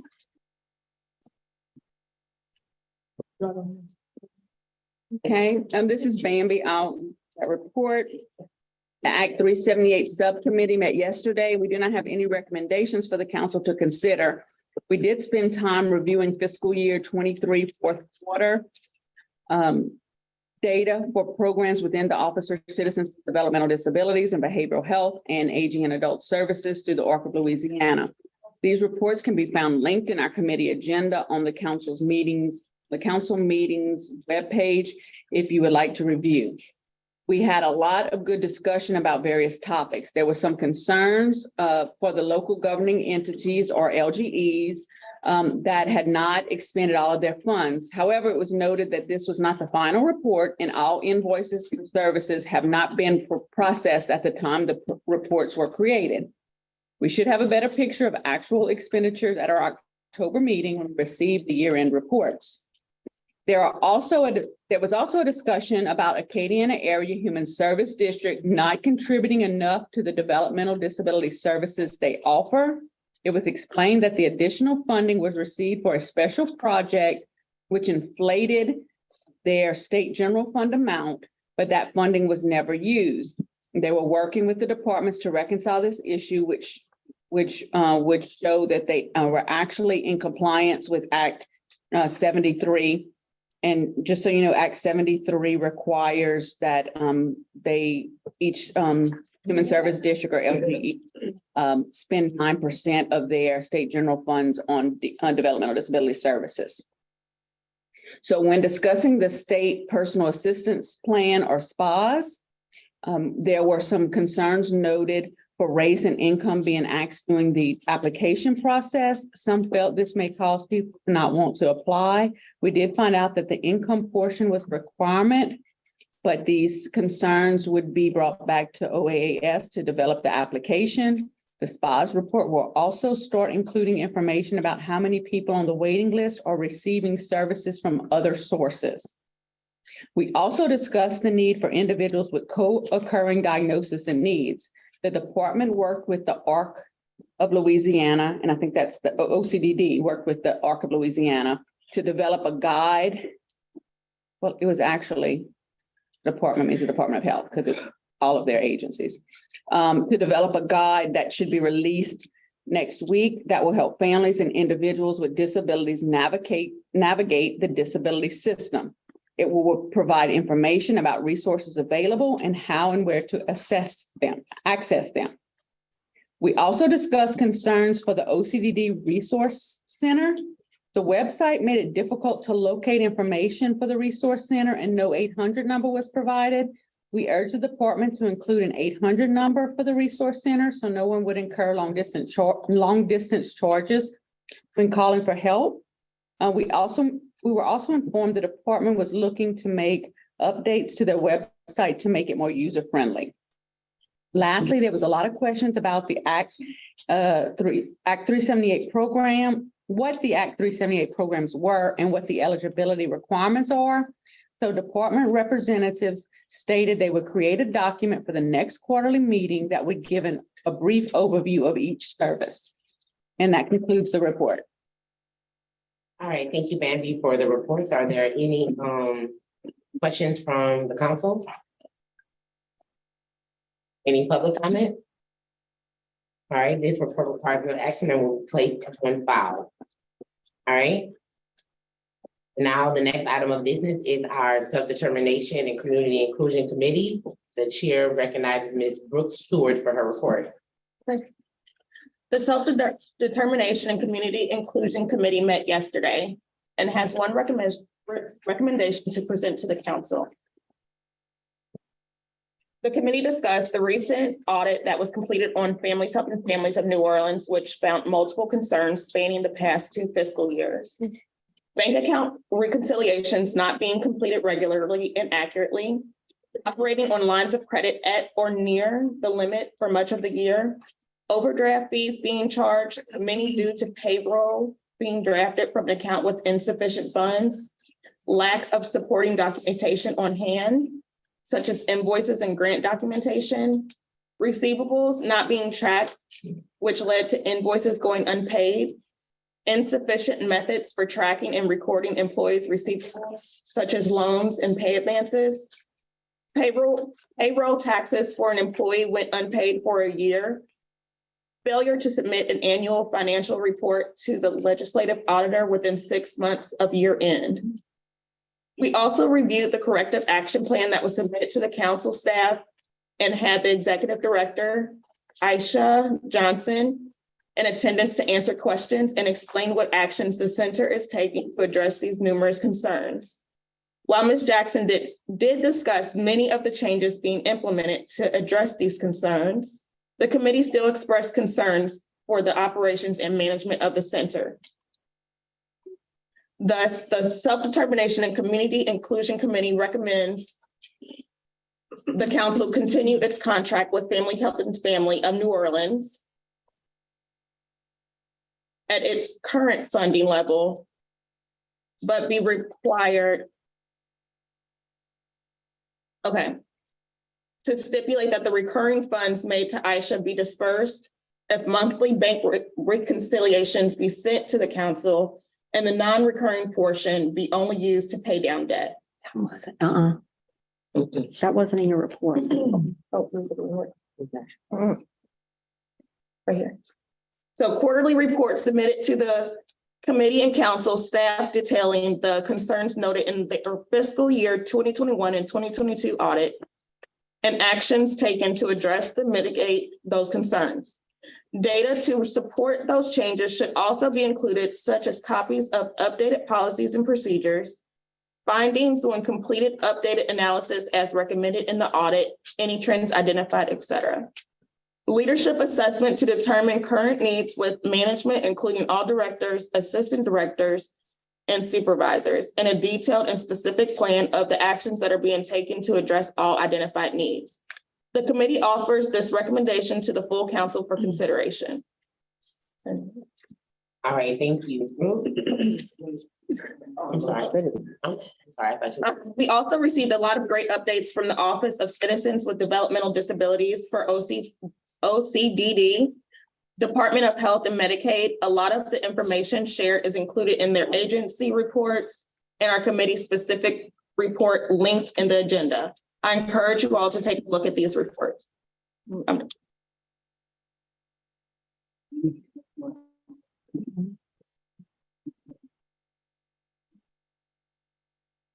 Okay, thank you, Brooke. All right, because this motion is coming from a committee, it does not require a vote. Are there any debates or questions? I'm sorry, doesn't require a second. Is there any debate or questions from council members? Ms. Angela, you're recognized. Well, only concern I had, I wanted to make a motion for like the stipulation of them receiving their funds on reoccurring funds or sending with their bank statements monthly. Like, so, you know what I'm saying? So we get an actual view of how there's. Does that make sense to you guys? So. No, I'm joking. I'm sorry. Okay, I'm joking. What you're saying is that we are asking for bank statements for every single month so we can see how they are spending the funds, correct? Right. So I have a question. You have the floor. So if the DDC gets monthly bank statements, then the staff gets monthly bank statements. We as council members on the quarterly report would just say, okay, this was August and this was September. I only get 2 months off, you guys. Okay, Kim, you're recognized. I think, Angela, what she's trying to say is we don't necessarily need the bank statements. We want to see bank reconciliations to make sure that they are being done on a timely manner and not piled up and due in 3 and 4 months at a time. Is that? Yeah, Okay. trying to say Um, that way. Kind of, it doesn't get like it was previously, just kind of, you know, Okay. blowing in the wind. But wouldn't that be included in their report that they're sending on the corrective action plans and what's being taken? Or you want it spelled out specifically? Yeah. Okay. Yeah. Is there anyone here from that Families Helping Families that I can ask questions? Okay, well, it's still, that's very disappointing that no one could be here to answer my questions. I did go over some of the financial stuff yesterday and prior to, because I too received that anonymous email. I know yesterday she talked about a $30-something thousand fundraiser that was unable to happen for 2 years because of COVID. And in their latest financial records, actually for 2 years running, contributions and donations ran $30,600, but the expenses for fundraising were $58,000. So it cost that center $27,000 to raise money, which didn't sit well with me. Also, how much? It cost $27,000. They lost $27,000 fundraising. Wow.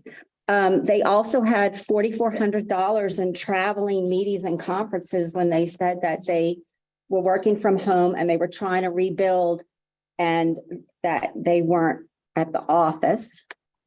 There's $74,000 in occupancy and office supplies. Now, those were lumped in together, and I'm assuming occupancy is rent.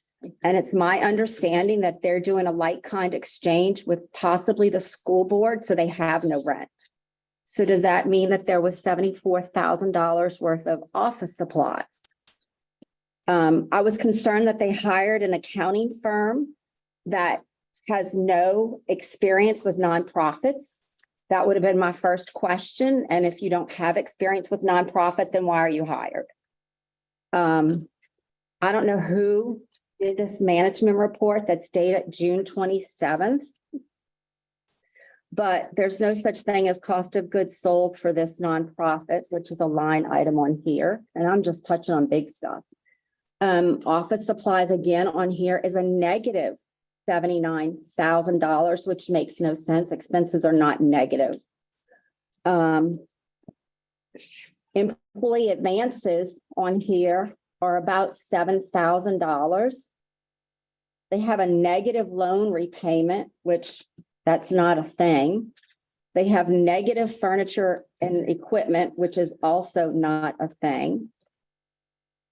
Like I said, I was doing a quick and dirty. They have positive direct deposit liabilities, which I'm guessing that means that's payroll owed to employees. But there's negative payroll taxes due, federal payroll taxes. And if a negative is on a liability, that means it's a positive and it's owed back to them. So why are you stating you have money owed back to you for federal payroll taxes? They have a direct deposit payable that's a negative. SBA, which I don't know what that is a negative under liabilities.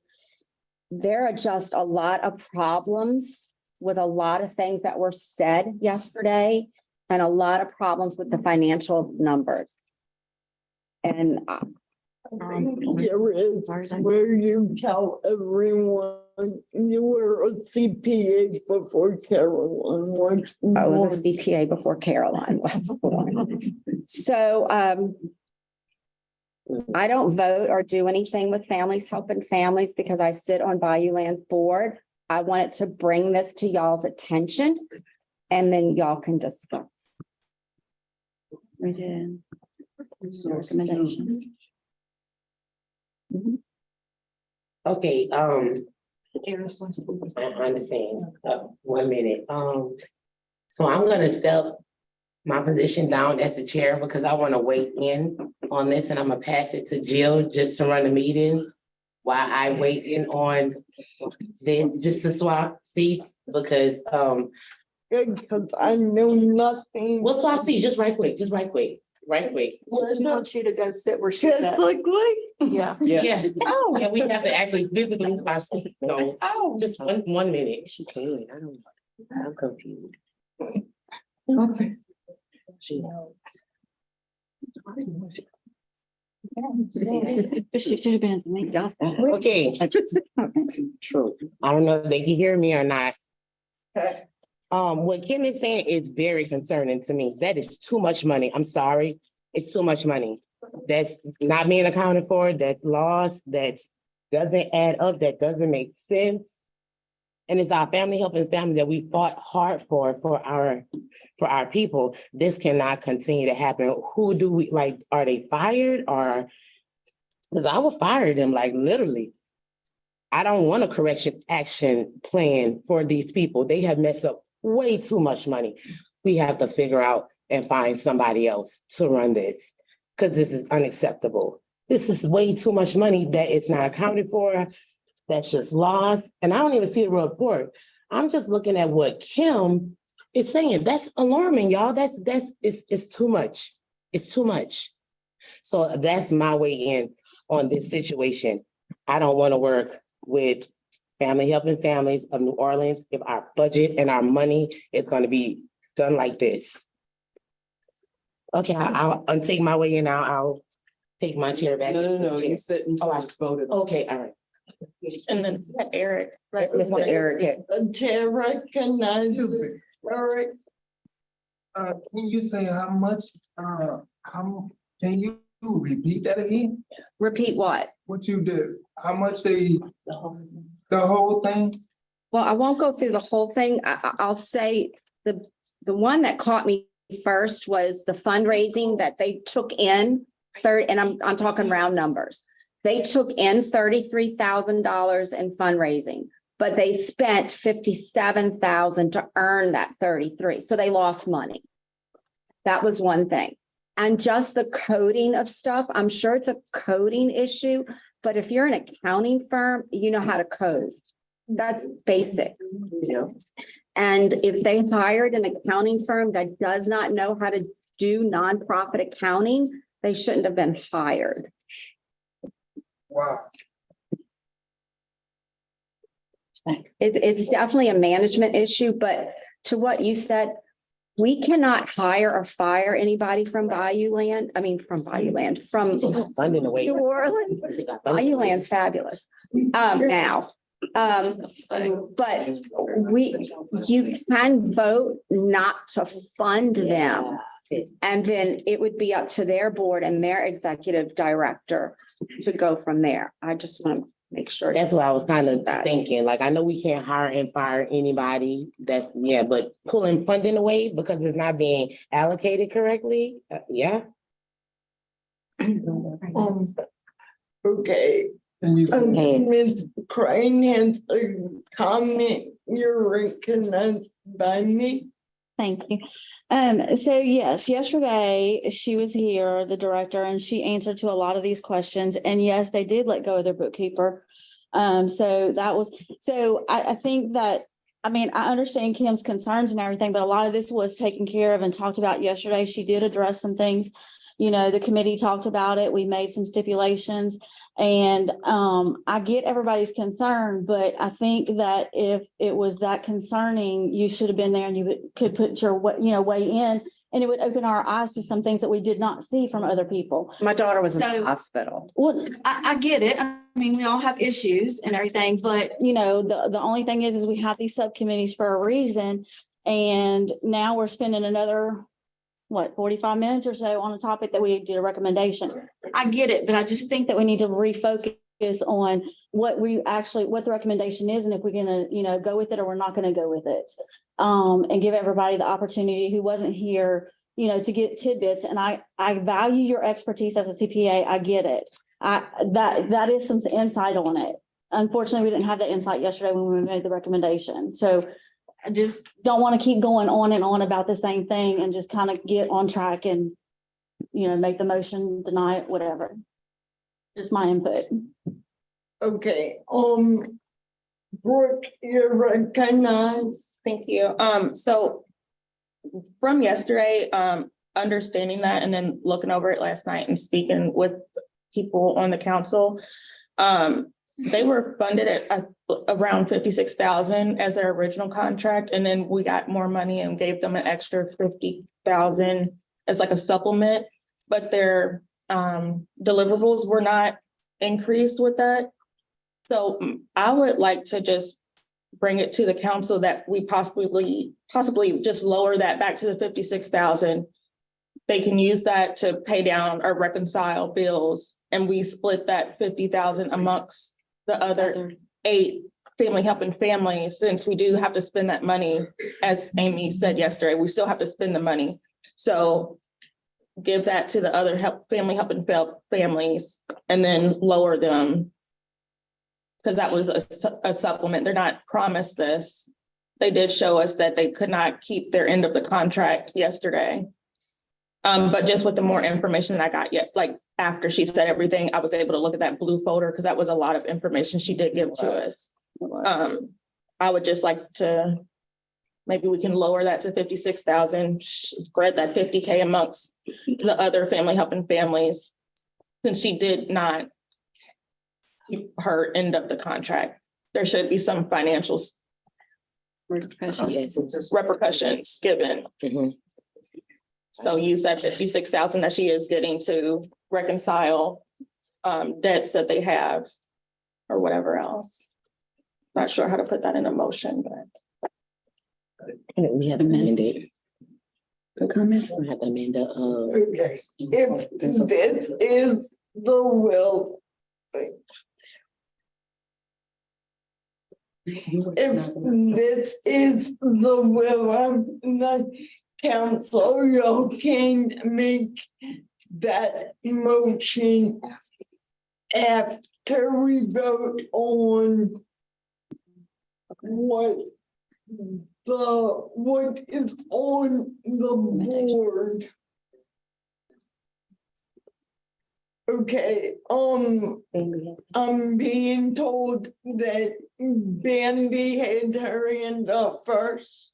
Yeah, I kind of disagree with Brooke. I made this comment yesterday, is that we have to remember the purpose of this is to serve the families across the state.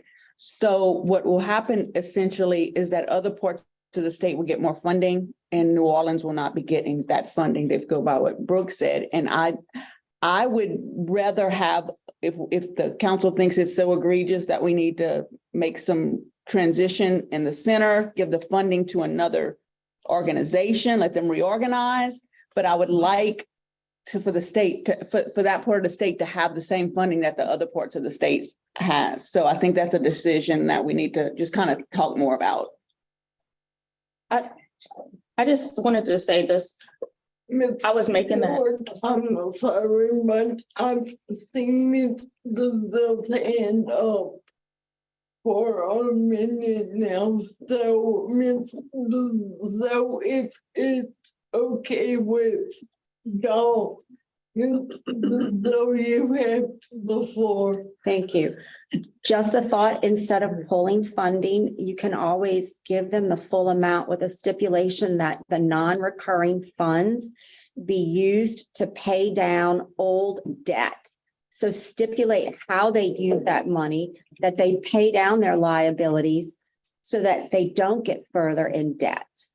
And then that way they can still get their full funding, but they're using it to pay down their debt.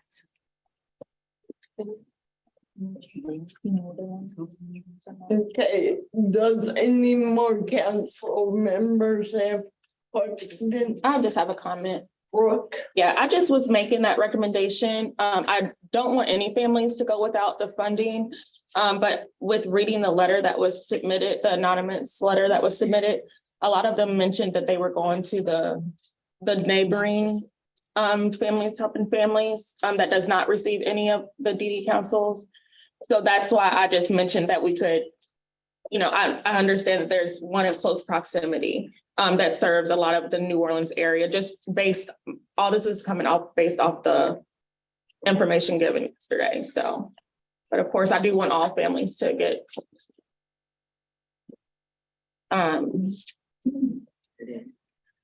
programs and services with our funds. Okay, do we have? Like they won't get rid of it. I saw it. Eric and first. I think it still need to be a stipulation put in place because this situation is, what, 2 years? This has been a 2-year thing. And it should be a stipulation put in place that we need to help families and I get that, Bammy. But at the same time, it needs to be fixed and something needs to be put in place. So if they do this again, hey, we're not gonna come to the table the second time and say, okay, we're gonna keep giving you a chance. And we done lost a lot of money at this center. That's unaccountable for. You, Eric. Any public comment? Oh, you still have one?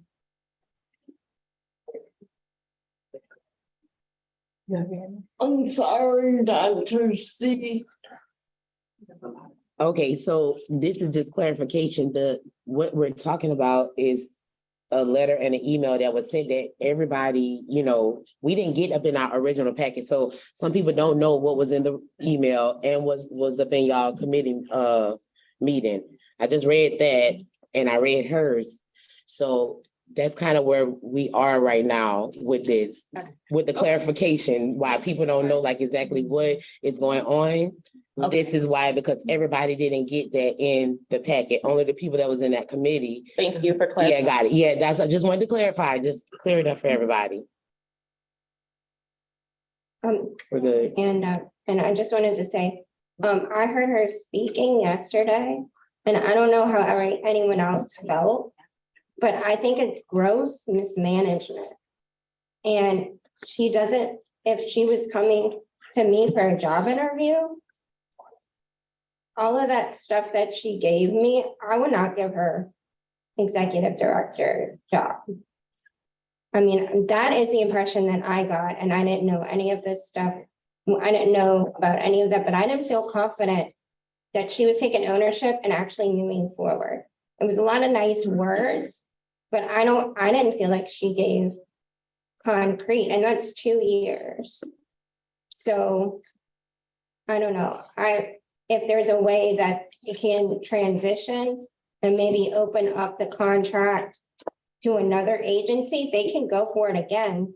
But I would want to see for those families, give them the best option that they have. Now, I don't even know if that's possible, but I didn't feel like she was taking it seriously enough. Okay.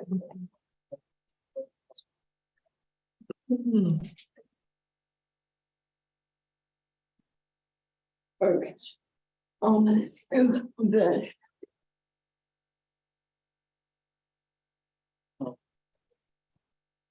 Okay, y'all, in the interest of time, my last member comment will have to be from Eric, because we still have to get to our public comment. And I know we are only on the second committee. My thing, I'm sorry, my thing is she was here yesterday and there's nobody here today to address the whole board. If you was here one day to address the committee, why nobody's here to address the whole board and let them get an understanding what's going on too? I don't see nobody here, so that's another concern to me, that if you looking to straighten out something and to get it back on track, it should be somebody here today to be ready to answer any questions to fix whatever's going on. Now, grant you, I get what we here to serve the people. We're not here to dictate, but we also here to make sure things run smoothly and the way it goes, and not just, okay, we're gonna push it under the table. We got away this time and just let it go. Somebody should be here speaking for that center. Okay, now I will proceed to, I have Mr. Charlie Wood handing you then as well as you would be considered an elder. All right, let me just say how awkward this is for me today, but I'm gonna speak because I think all of you have good points and you're all right. The question is, how do we converge all of those thoughts and make something that happens? First off, to start off with a very unpleasant statement. 5 years ago, I started this job, and I started because our center was having some of the same problems, not as egregious as these allegations, but some of the same kinds of management issues were perceived. When DD Council got involved, it was a mallet. I mean, they beat us. You had to have new leadership, you have to have new board, or you're gonna lose your money. Plus, if they didn't do that, DD Council, it wasn't Amy, it was different leaders. They went after other funding sources as well. It would have shut the doors down. I came in, and while I'm not all that in a bag of chips, I was new, so I was trying to do what needed to be done. So what I'm thinking is, perhaps in order to make sure that the families are served like they are in Region 3 now, and were before, hopefully, make sure that the families are served, make sure that we don't have a center shut down, which will reflect badly on this council and the other 9 centers. What if we did something to set them up for success? If it's bad leadership, it's been going on for 2 years, based on the audits, if that's the case, give them a shot to be successful and let them know. I think it was this gentleman back here, this younger man back here that said something about, tell them if this doesn't work, then we're going to do this. Because one of the things is give them the money, because it's not a debtor's prison. If you don't give them the money and they're not paying the bills, they'll never be able to pay the bills. So they're set up for failure on that. But put some limits on how they're gonna do it. Whatever it is, somebody mentioned, use that extra $56,000 to pay down their debt because they have a huge credit line. And my concern is if they don't do that, then they're set up for failure next year if that money doesn't come, because these are non-recurring funds. We can't use it for salary and for electricity and for telephones and expect to survive after the fact. So do that. And as far as getting the bank statement, it's a good idea in theory, but the one thing major wrong with it, it doesn't tell you how we spend the money. It says check number 1457, $3,412. It doesn't tell you, unless you have the hot link, you can't see the checks. But you can get a reconciliation report from when they do it. I think I heard her say she does QuickBooks. They do QuickBooks. It's a touch of a button and you get a report on reconciliation. So it shows the beginning balance, the end balance, the number of debits, the number of credits. So you've got that. And the other thing is on QuickBooks, if you help them to set it up so that you delineate your expenses by class. And like I set up DD Council as a class. So at the end of every month, before I do my invoice, I go in and I do a report by class. So it tells me we paid this much in salaries from DD Council, we paid this much in travel from DD Council, we paid electricity, whatever it was we paid. So I can say this is how much money we're getting from DD Council this month. This is how much money we spent this month. It will give her a visual representation so that she can be more successful.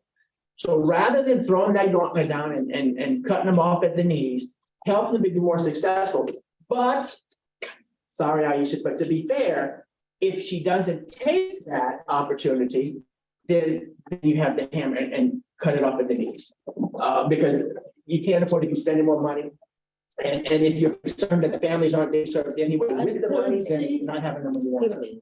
So anyway, that set them up for success, and every concern you have, give them a deliverable, if you will, that has to come in with the monthly invoice. I'm sorry, your Yeah, and I'm good, I'm finished. Your time was up, just if you said cut them off and then it was like, well, speaking of. Ma'am, I never knew your name, but you're recognized. Thank you so much. I'm Dr. Marilyn Thornton, the Executive Director of Families Helping Families of Greater Baton Rouge. Okay. And I appreciate hearing all of the discussion regarding that, and obviously it impacts what we do. We're all EDs of Families Helping Families. I want to echo what Dr. Michelle, this young man had to say. Yeah, I am started my third year as the executive director. I came under after someone else had been there for 14 years. And I came in with the understanding that I need to know how this organization has operated, needs to operate in order to go forward. So it allowed me to take in an understanding from a very fundamental level with the organization. One thing, after reviewing some of what had happened even yesterday and before concerning that, I'm gonna say real quick, real fast. Without having a bookkeeper on board, you got a problem. The financials, because of the contracts that are coming in, you have to have a knowledge of that. Now, when I looked at, because I dealt with organizations as nonprofits as a consultant before coming there, there's some fundamental things that you have to understand and know as you move forward to make sure you're running the organization. If you don't have the support there to do that, all kinds of things could happen. You can open up. Now, when I looked at the act and how Families Helping Families was initially set up with parents coming in to run an organization and not having some of those pieces there, you're already set up for failure. If you don't have those basic components there, if you don't bring them in, if you want to set up an organization for success, you need to make sure the funding is going to help support that. Not just say, well, we want to have the family served, yes, but they have to have the foundation and the organization to be able to serve the families to go out. So I saw a lot of pieces and elements that unless you have that support there, you have challenges and you don't know how to get it when everybody's trying to come after you because of the finances.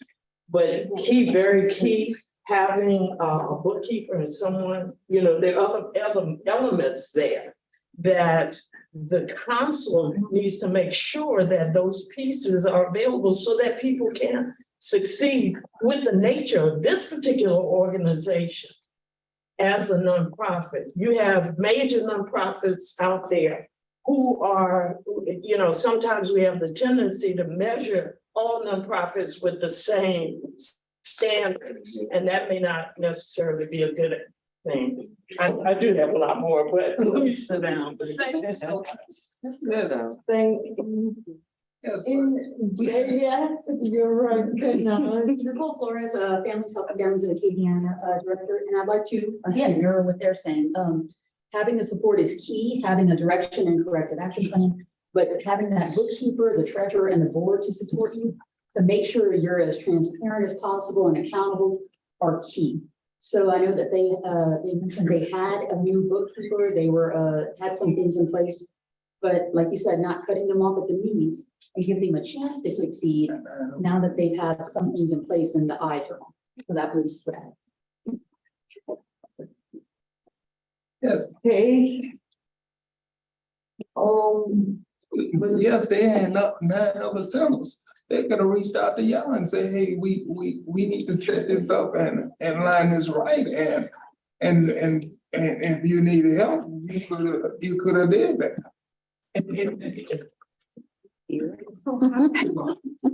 Can I answer that? Yes. Can I answer that? You said. Okay. And look, we meet monthly, I mean, we meet weekly, every Monday, we all meet together. But sometimes, if you've ever had a problem that seemed overwhelming, it's hard to verbalize it. So I'll be honest with you, I didn't know, I mean, I don't think we knew that any of this stuff was going on. But now that it's out in the open, it's fresher and you can address it, and it won't be so hard. After she met with the committee yesterday, it won't be so hard for her to share that with us. And we have a good working relationship with us, all of us do. So I think it's airing out, I think it's gonna help, so if y'all have support and we can provide some support for her, the chances of that center's success are far greater than they would have been. Yes, sir, but it's like you came in the room and if you didn't get the money today, you came in the room today, sir, and you was like, hey, I will help any way I can, either way. If I don't get it, if I do get it, you said I will help her either way. That's reaching out in any way that you have to reach to help the business. And I agree, but the difference there is me not getting that grant didn't pose a problem for me because in my mind, I knew the work was gonna get done by someone. And we're always about helping each other. So that was just part of our dynamic as families helping families. We all want to help each other and we help everybody who shares the same mission that we do. Okay. It's different with her because that was a problem for her. This was not a problem. Okay, now thank you all, great conversation. But the it's time to solve the question. We do have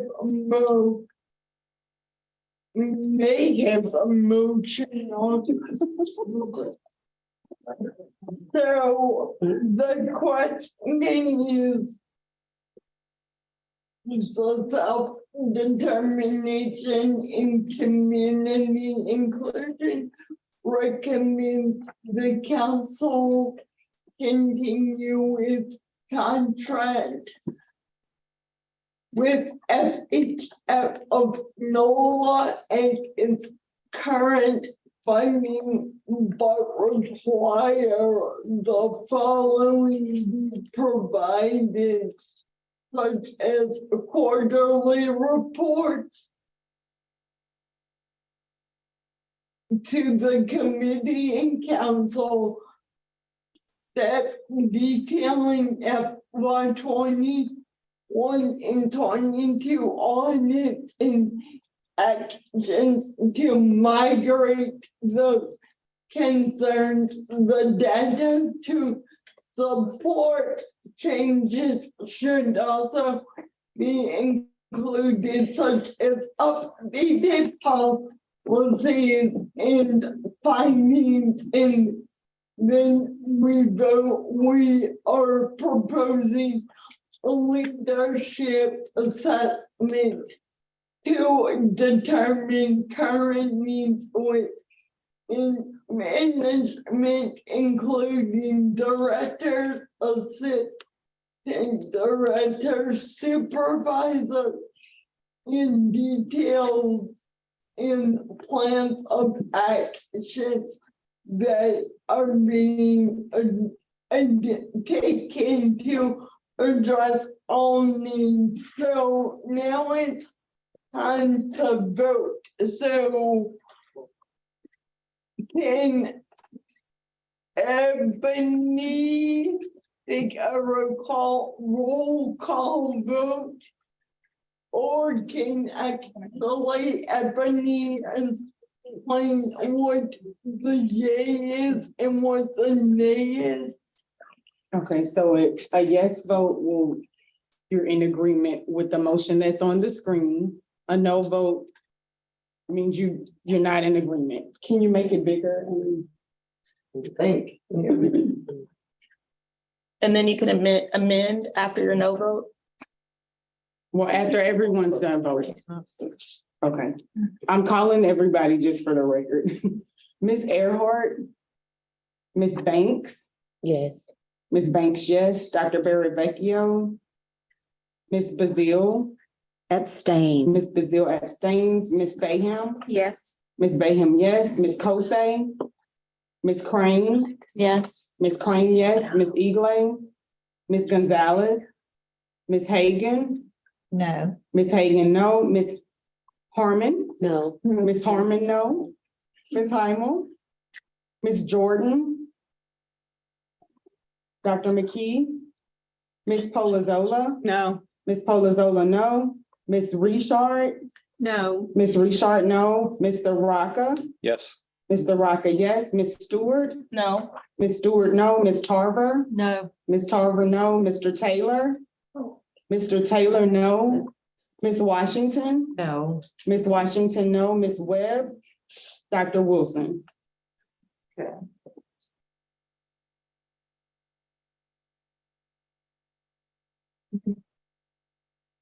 We have four yeses, 8 noes, 1 abstention. So the news that this motion fails.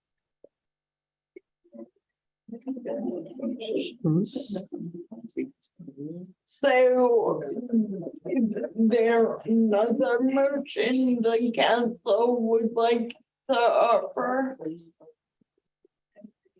Yes, I would like to make a motion to amend. No, just a new motion. I'll make a new motion. Yes, because It would be the same, but. motion fails and we can't amend it. Okay, so I want the motion to be the same that we wrote, but I want to add that we use the funds to reconcile debts Down it. or pay down debts.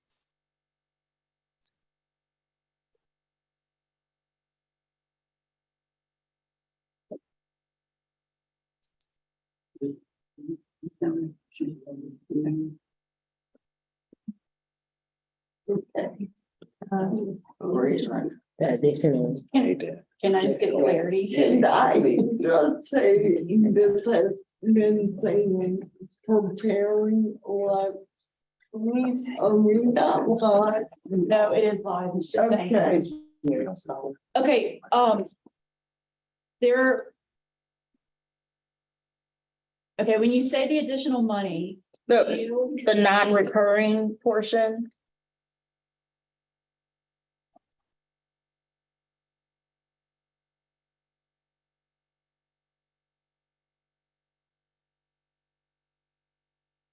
and repeat that part for me, please. To be utilized to pay off. You want to, what with it? Non-recurring portion of their funding be used to pay down debts.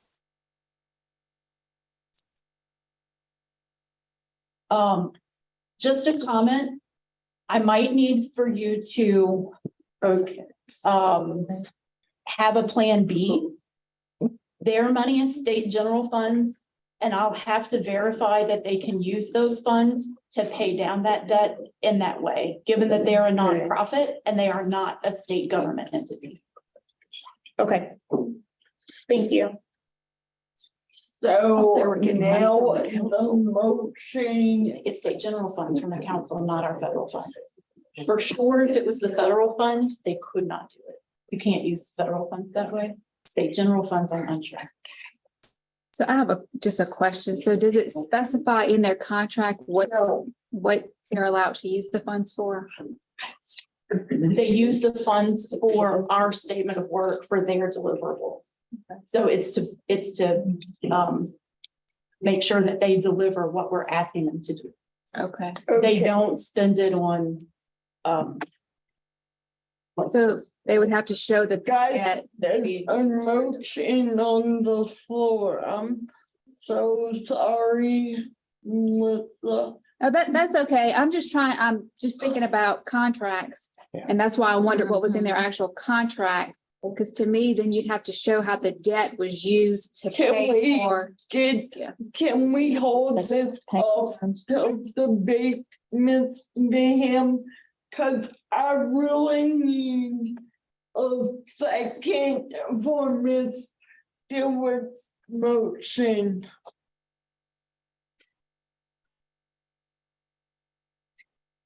Does anyone second? I'll second it. Ms. Harmon? Correct. Yeah. Okay, so the motion has been moved and seconded. Now we can continue our debate, and I'm gonna call on Melissa first since I came to cut you off. No, that was my fault. And I'm not familiar with any government contracts where you can pay debts, but I mean, I could definitely be wrong, but I definitely think that needs to be researched. Okay, thank you, Ms. Mary, you have the floor. Thank you. I wondered about our council staff. Has somebody gone there? Does their board know what's going on and how, if we're putting some stipulations, who on the council staff would be helping to make sure that those things are happening? So Rakesha Branch is the program monitor. Brenton Andrews is the program manager over FHF, all the FHF centers. So they would be the ones to monitor. And we do monitoring and audits ourselves, Mary, but we don't go into the depth that the legislative auditor goes. We're mostly looking for things that are on the council's deliverables. And then we'll do like random customer service calls while we're there, but we also interview the staff and interview the executive director to determine, to allow her to do her own self-evaluation, but also to get information from the staff on how things are running at the center. So I know yesterday Rakesha announced that she and Brenton will be doing a road show. So they're going to be going to all the families, helping family centers in the next couple of months. They're hoping to have their report to the council and to the self-determination committee by October. But that's kind of like where the monitoring happens. I just wonder if we need to stipulate that our staff is going to do something extra. I mean, we wait till a quarterly report. We're, at the state that they're in now, as it appears. I don't know that.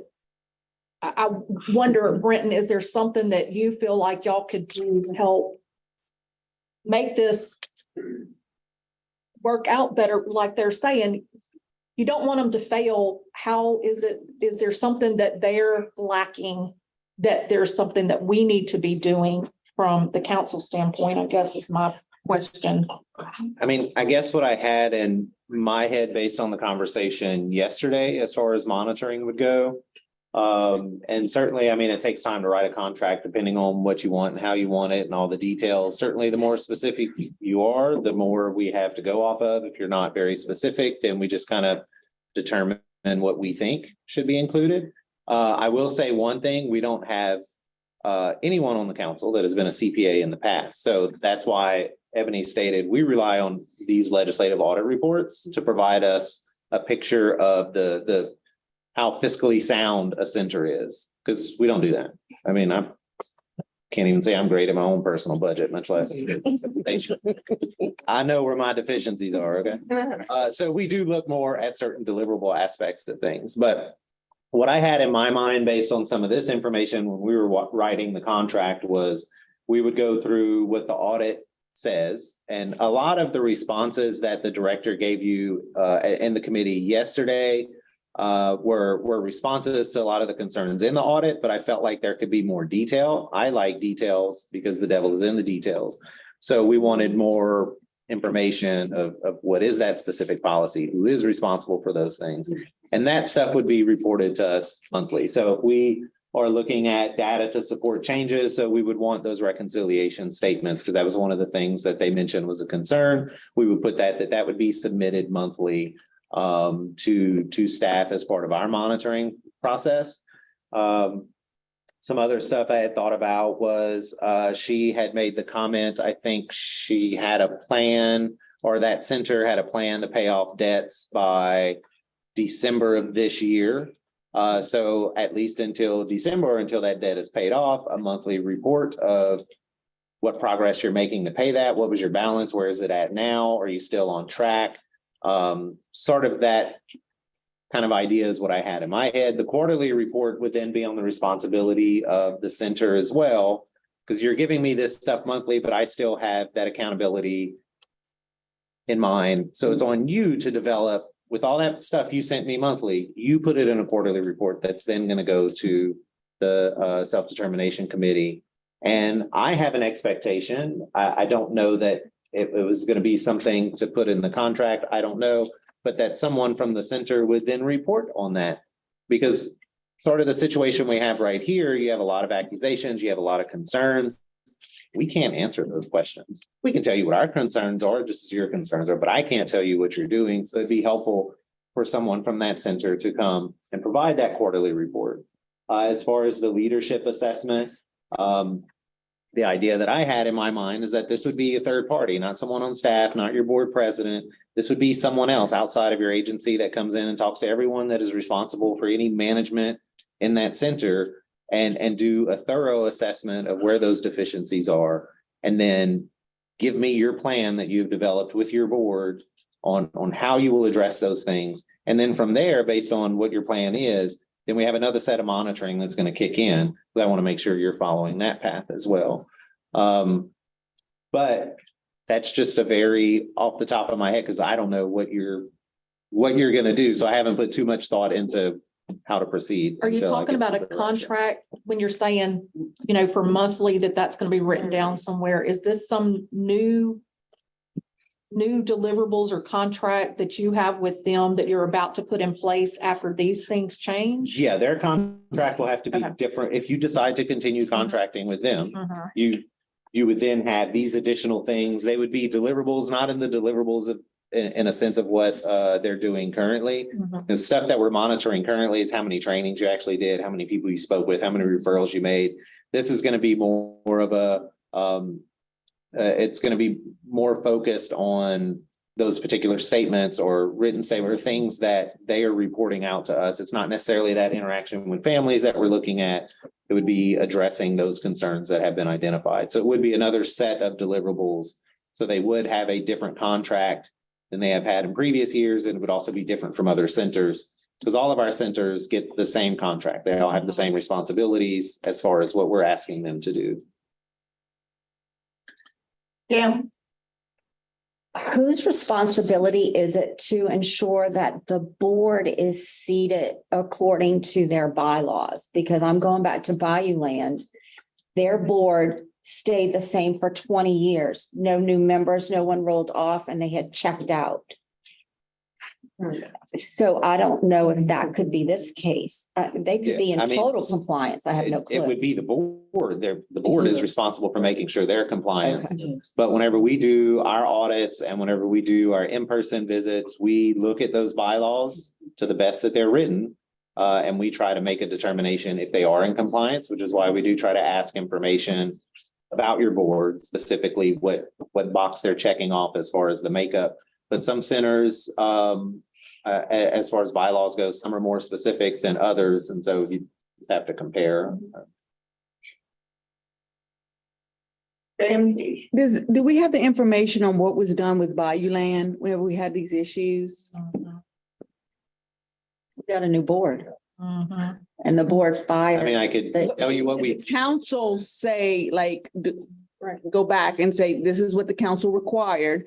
I mean, it seems like it's a similar type of situation. So, and it worked pretty well. I mean, if y'all okay with Charlie, I mean. Yeah.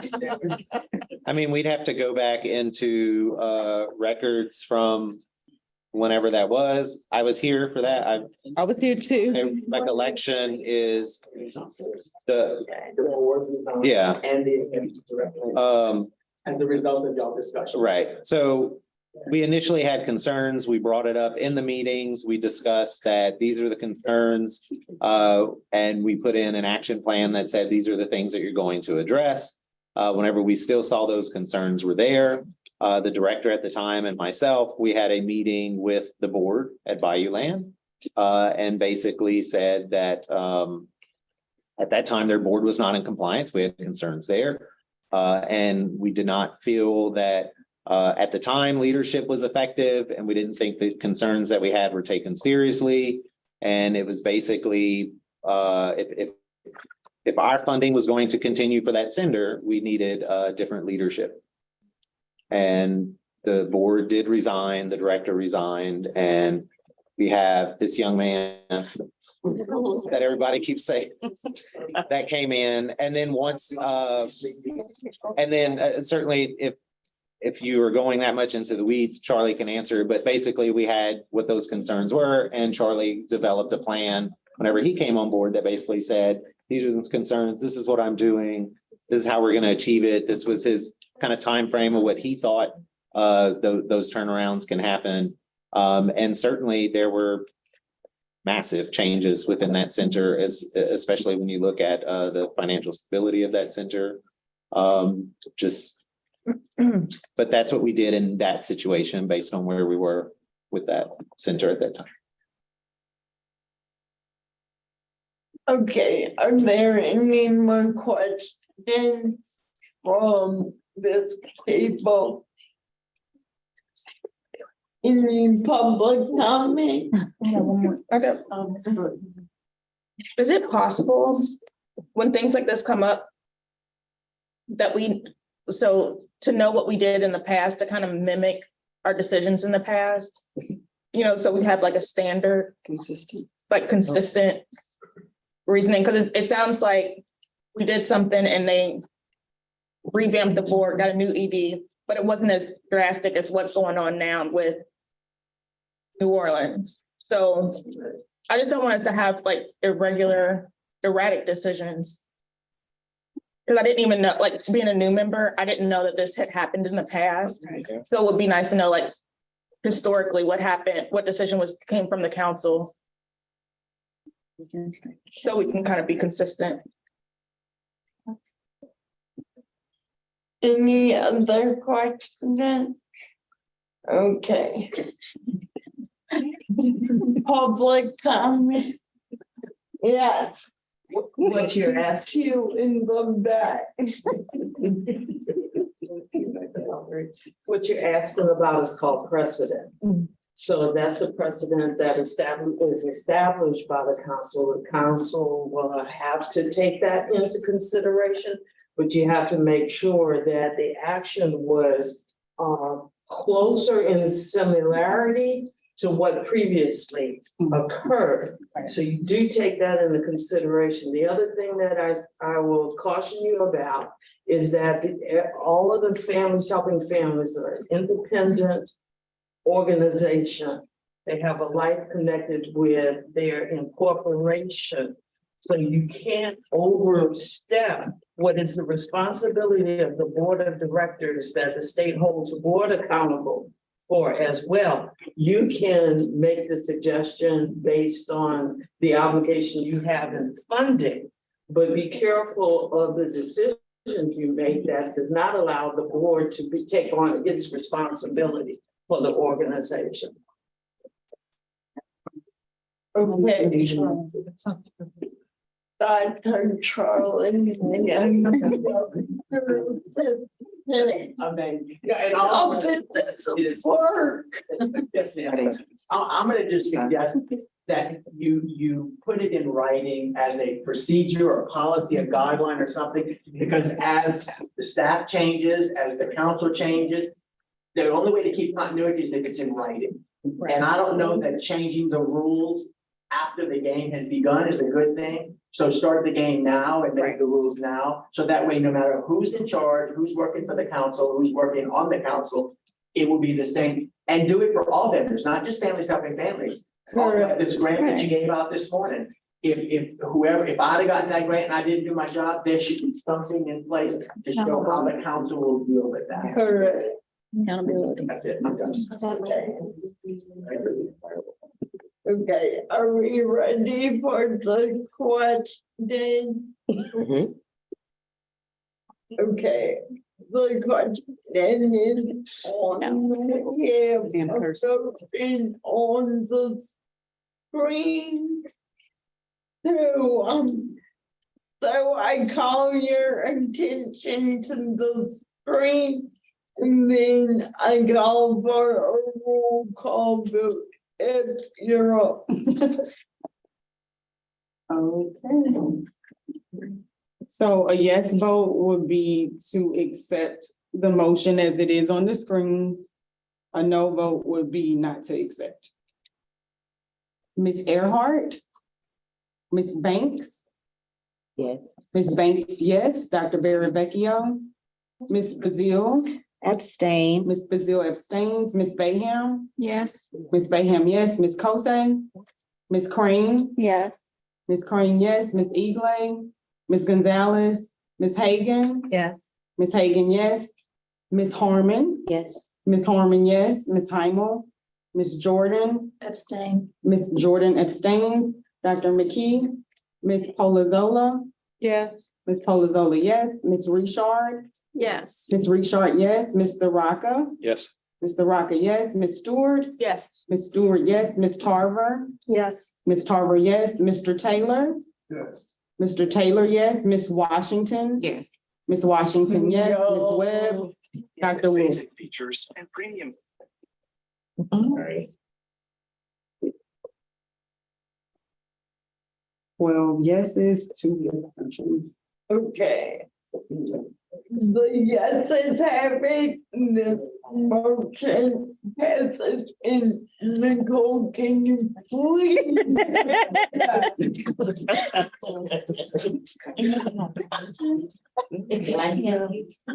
God,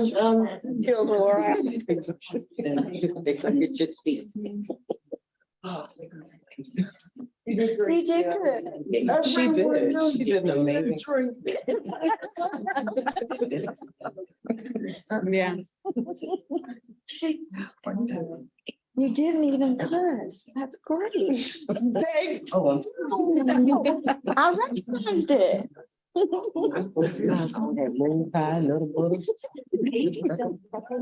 right, our next item of business is the report from the Education and Employment Committee. The chair recognizes Ms. Bambi Polidoro. I'm talking number.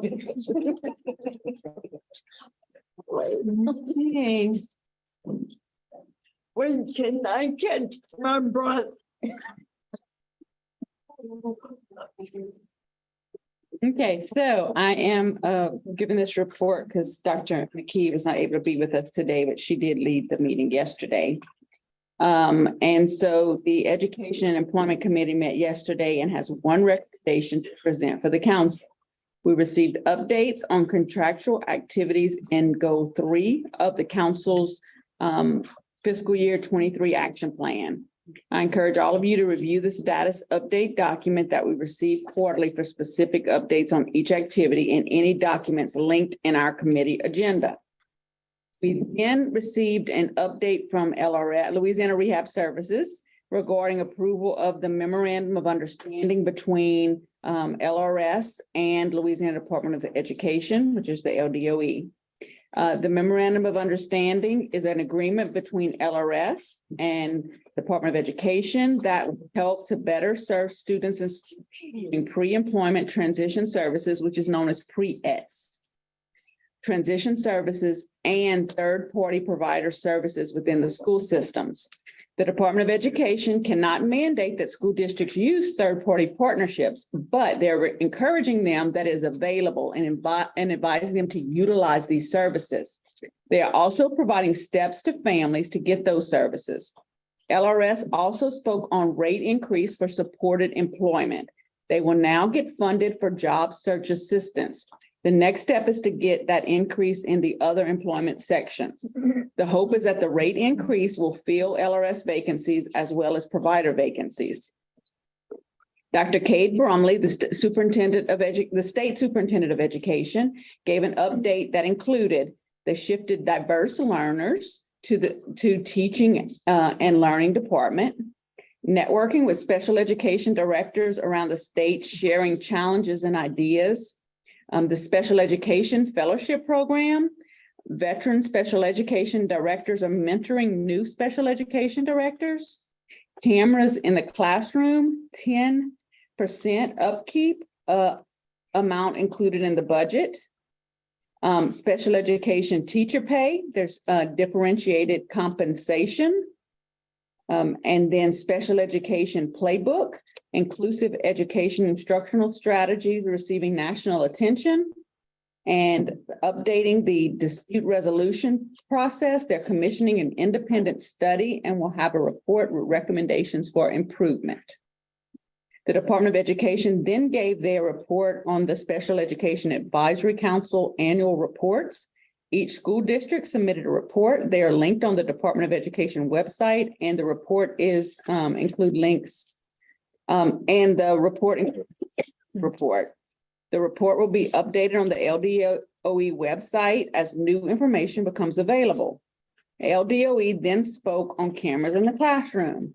There will be a report from every school system that will include, but not limited to, the total allocation, the number of special education classes, the number of parent requests, the number of cameras purchased, and the amount of money remaining.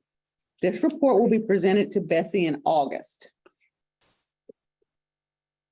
Governor's office spoke on the Louisiana Special Education, the Louisiana Special School District, that was me.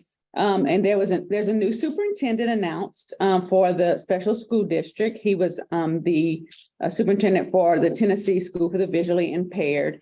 And so far, the stakeholder feedback regarding him and him in that role has been positive. He has implemented a lot of changes and is in the process of hiring principals, administrators for the School for the Deaf and for the School for the Visually Impaired. And those announcements will be made today. I didn't say that yesterday, but I found out. So they'll be made today. And that is it. Any questions? Can we eat it? I've been eating all morning. Great, thank you. Are there any questions from the council members? Ms. Mary? I just want to say how much I appreciated yesterday that the superintendent was here, and I think that that's it's come a long way. And so I just want to say to you, Meredith, I appreciate the work that y'all have done.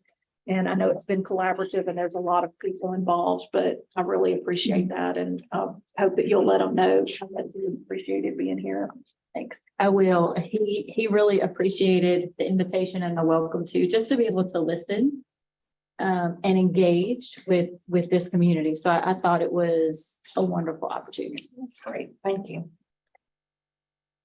All right, are there any public comment? All right, the report requires no action and will be placed on file. So now our next item of business is our standing report from our agency. The first one we have is our Human Development Center from the LSU. No, it's here. Oh.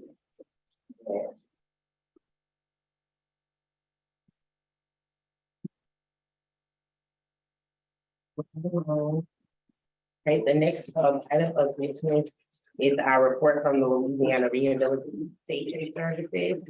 The chair recognizing Melissa Bingham for your report. Thank you. For Louisiana Rehabilitation Services, the first program on our report is Pre-Employment Transition Services, which are our services for students with disabilities. LRS is currently providing services to approximately 3,885 students statewide, which includes 15 active third-party cooperative arrangements.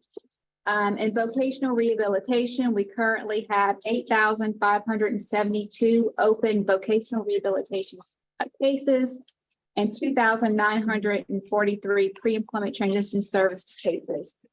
Just to kind of explain that, you can receive pre-employment transition services through VR. So that's why your top number is a little bit different. The 2,943 are people who are students who are only receiving pre-employment transition services. and have not applied yet for vocational rehabilitation. Wait, what number?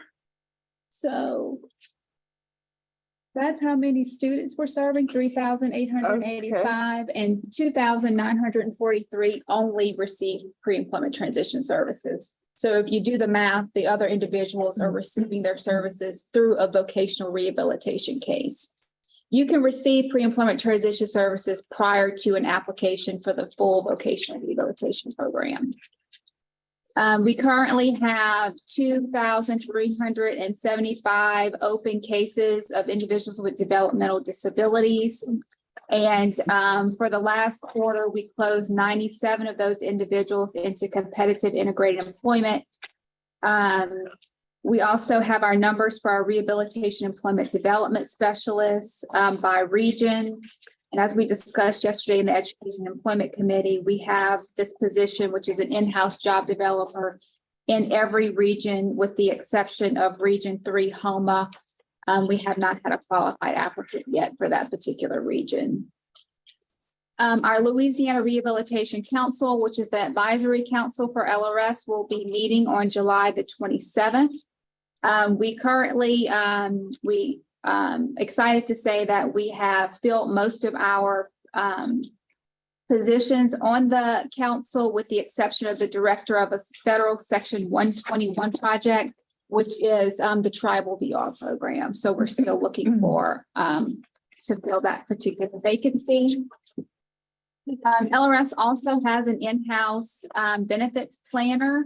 And that particular staff person assisted 55 consumers since January the 1st.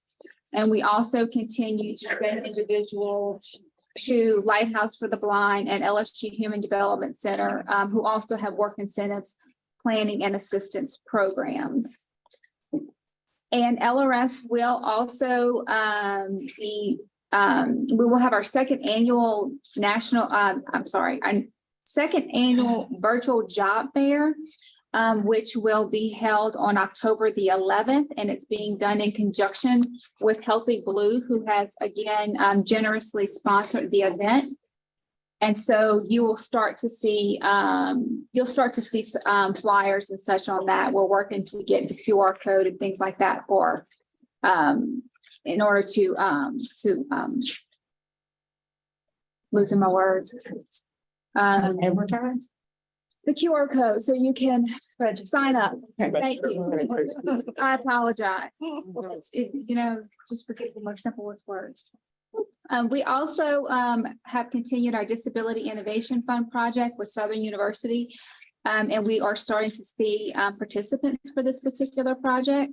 This project is to help students and individuals with disabilities who are seeking jobs, or job training or jobs in STEM fields. And that project is being held in the Baton Rouge, New Orleans, Lafayette, and Monroe regions. Also, as briefly stated in the Education and Employment Committee report, we have increased our supported employment milestone system payments. So vendors are compensated now. It's an increase of $3,500 per participant. But one thing we're really excited about is our milestone 1 is now job search assistance. A lot of the feedback that we received from our vendors was that they were not being compensated well enough at the beginning of the process, which was difficult for recruitment and retention of their staff. And so now that's payable after 1 week. So they will have compensation more often throughout the process so that they can better fund their programs. And also we are working to also increase our rates in job readiness and placement, time limited job coaching, and customized employment, to be able to compensate vendors better in those services as well. And we will have those rates out by October the 1st, but we want to make sure that our staff is properly trained as well as our providers. And those services, we will also be including that job search assistance to help our vendors as they are job developing for our consumers. But those are that's my report, but I'd be happy to take any questions.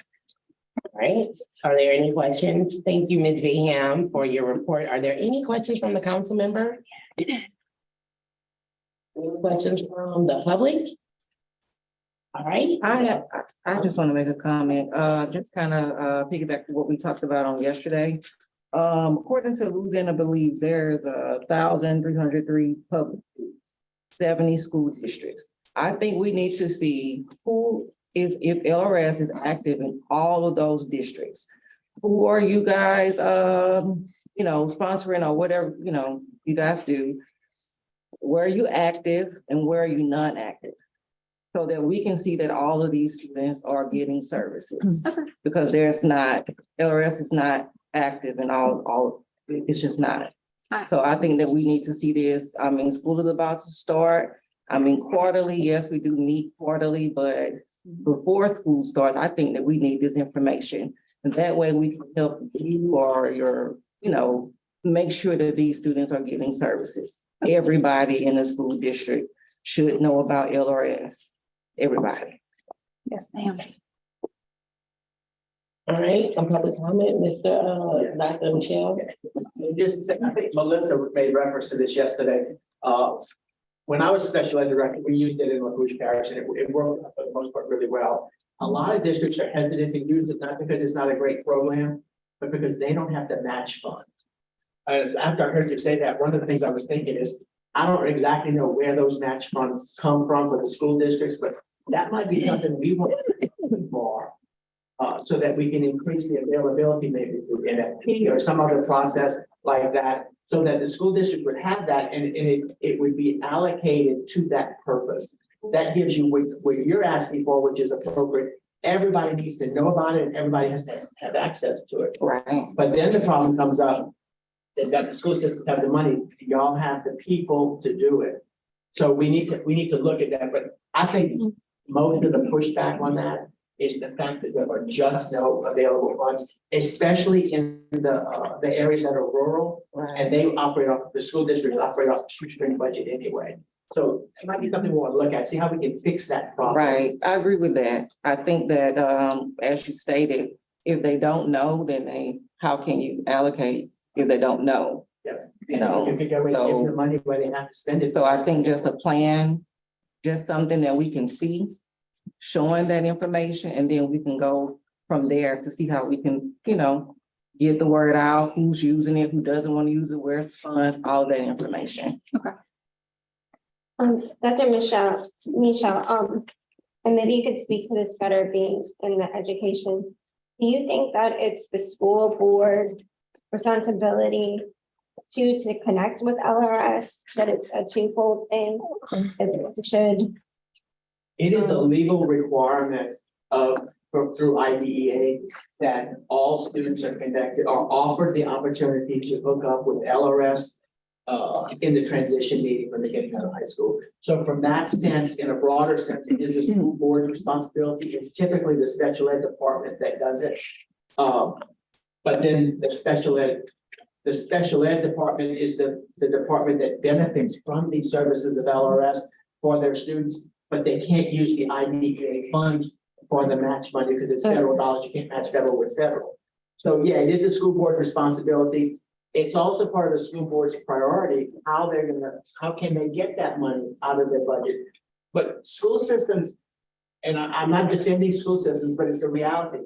The budget they have might be it is in often cases, hundreds of millions of dollars, but you've got 83% that's for salaries, and you have to have the salaries to keep everything moving.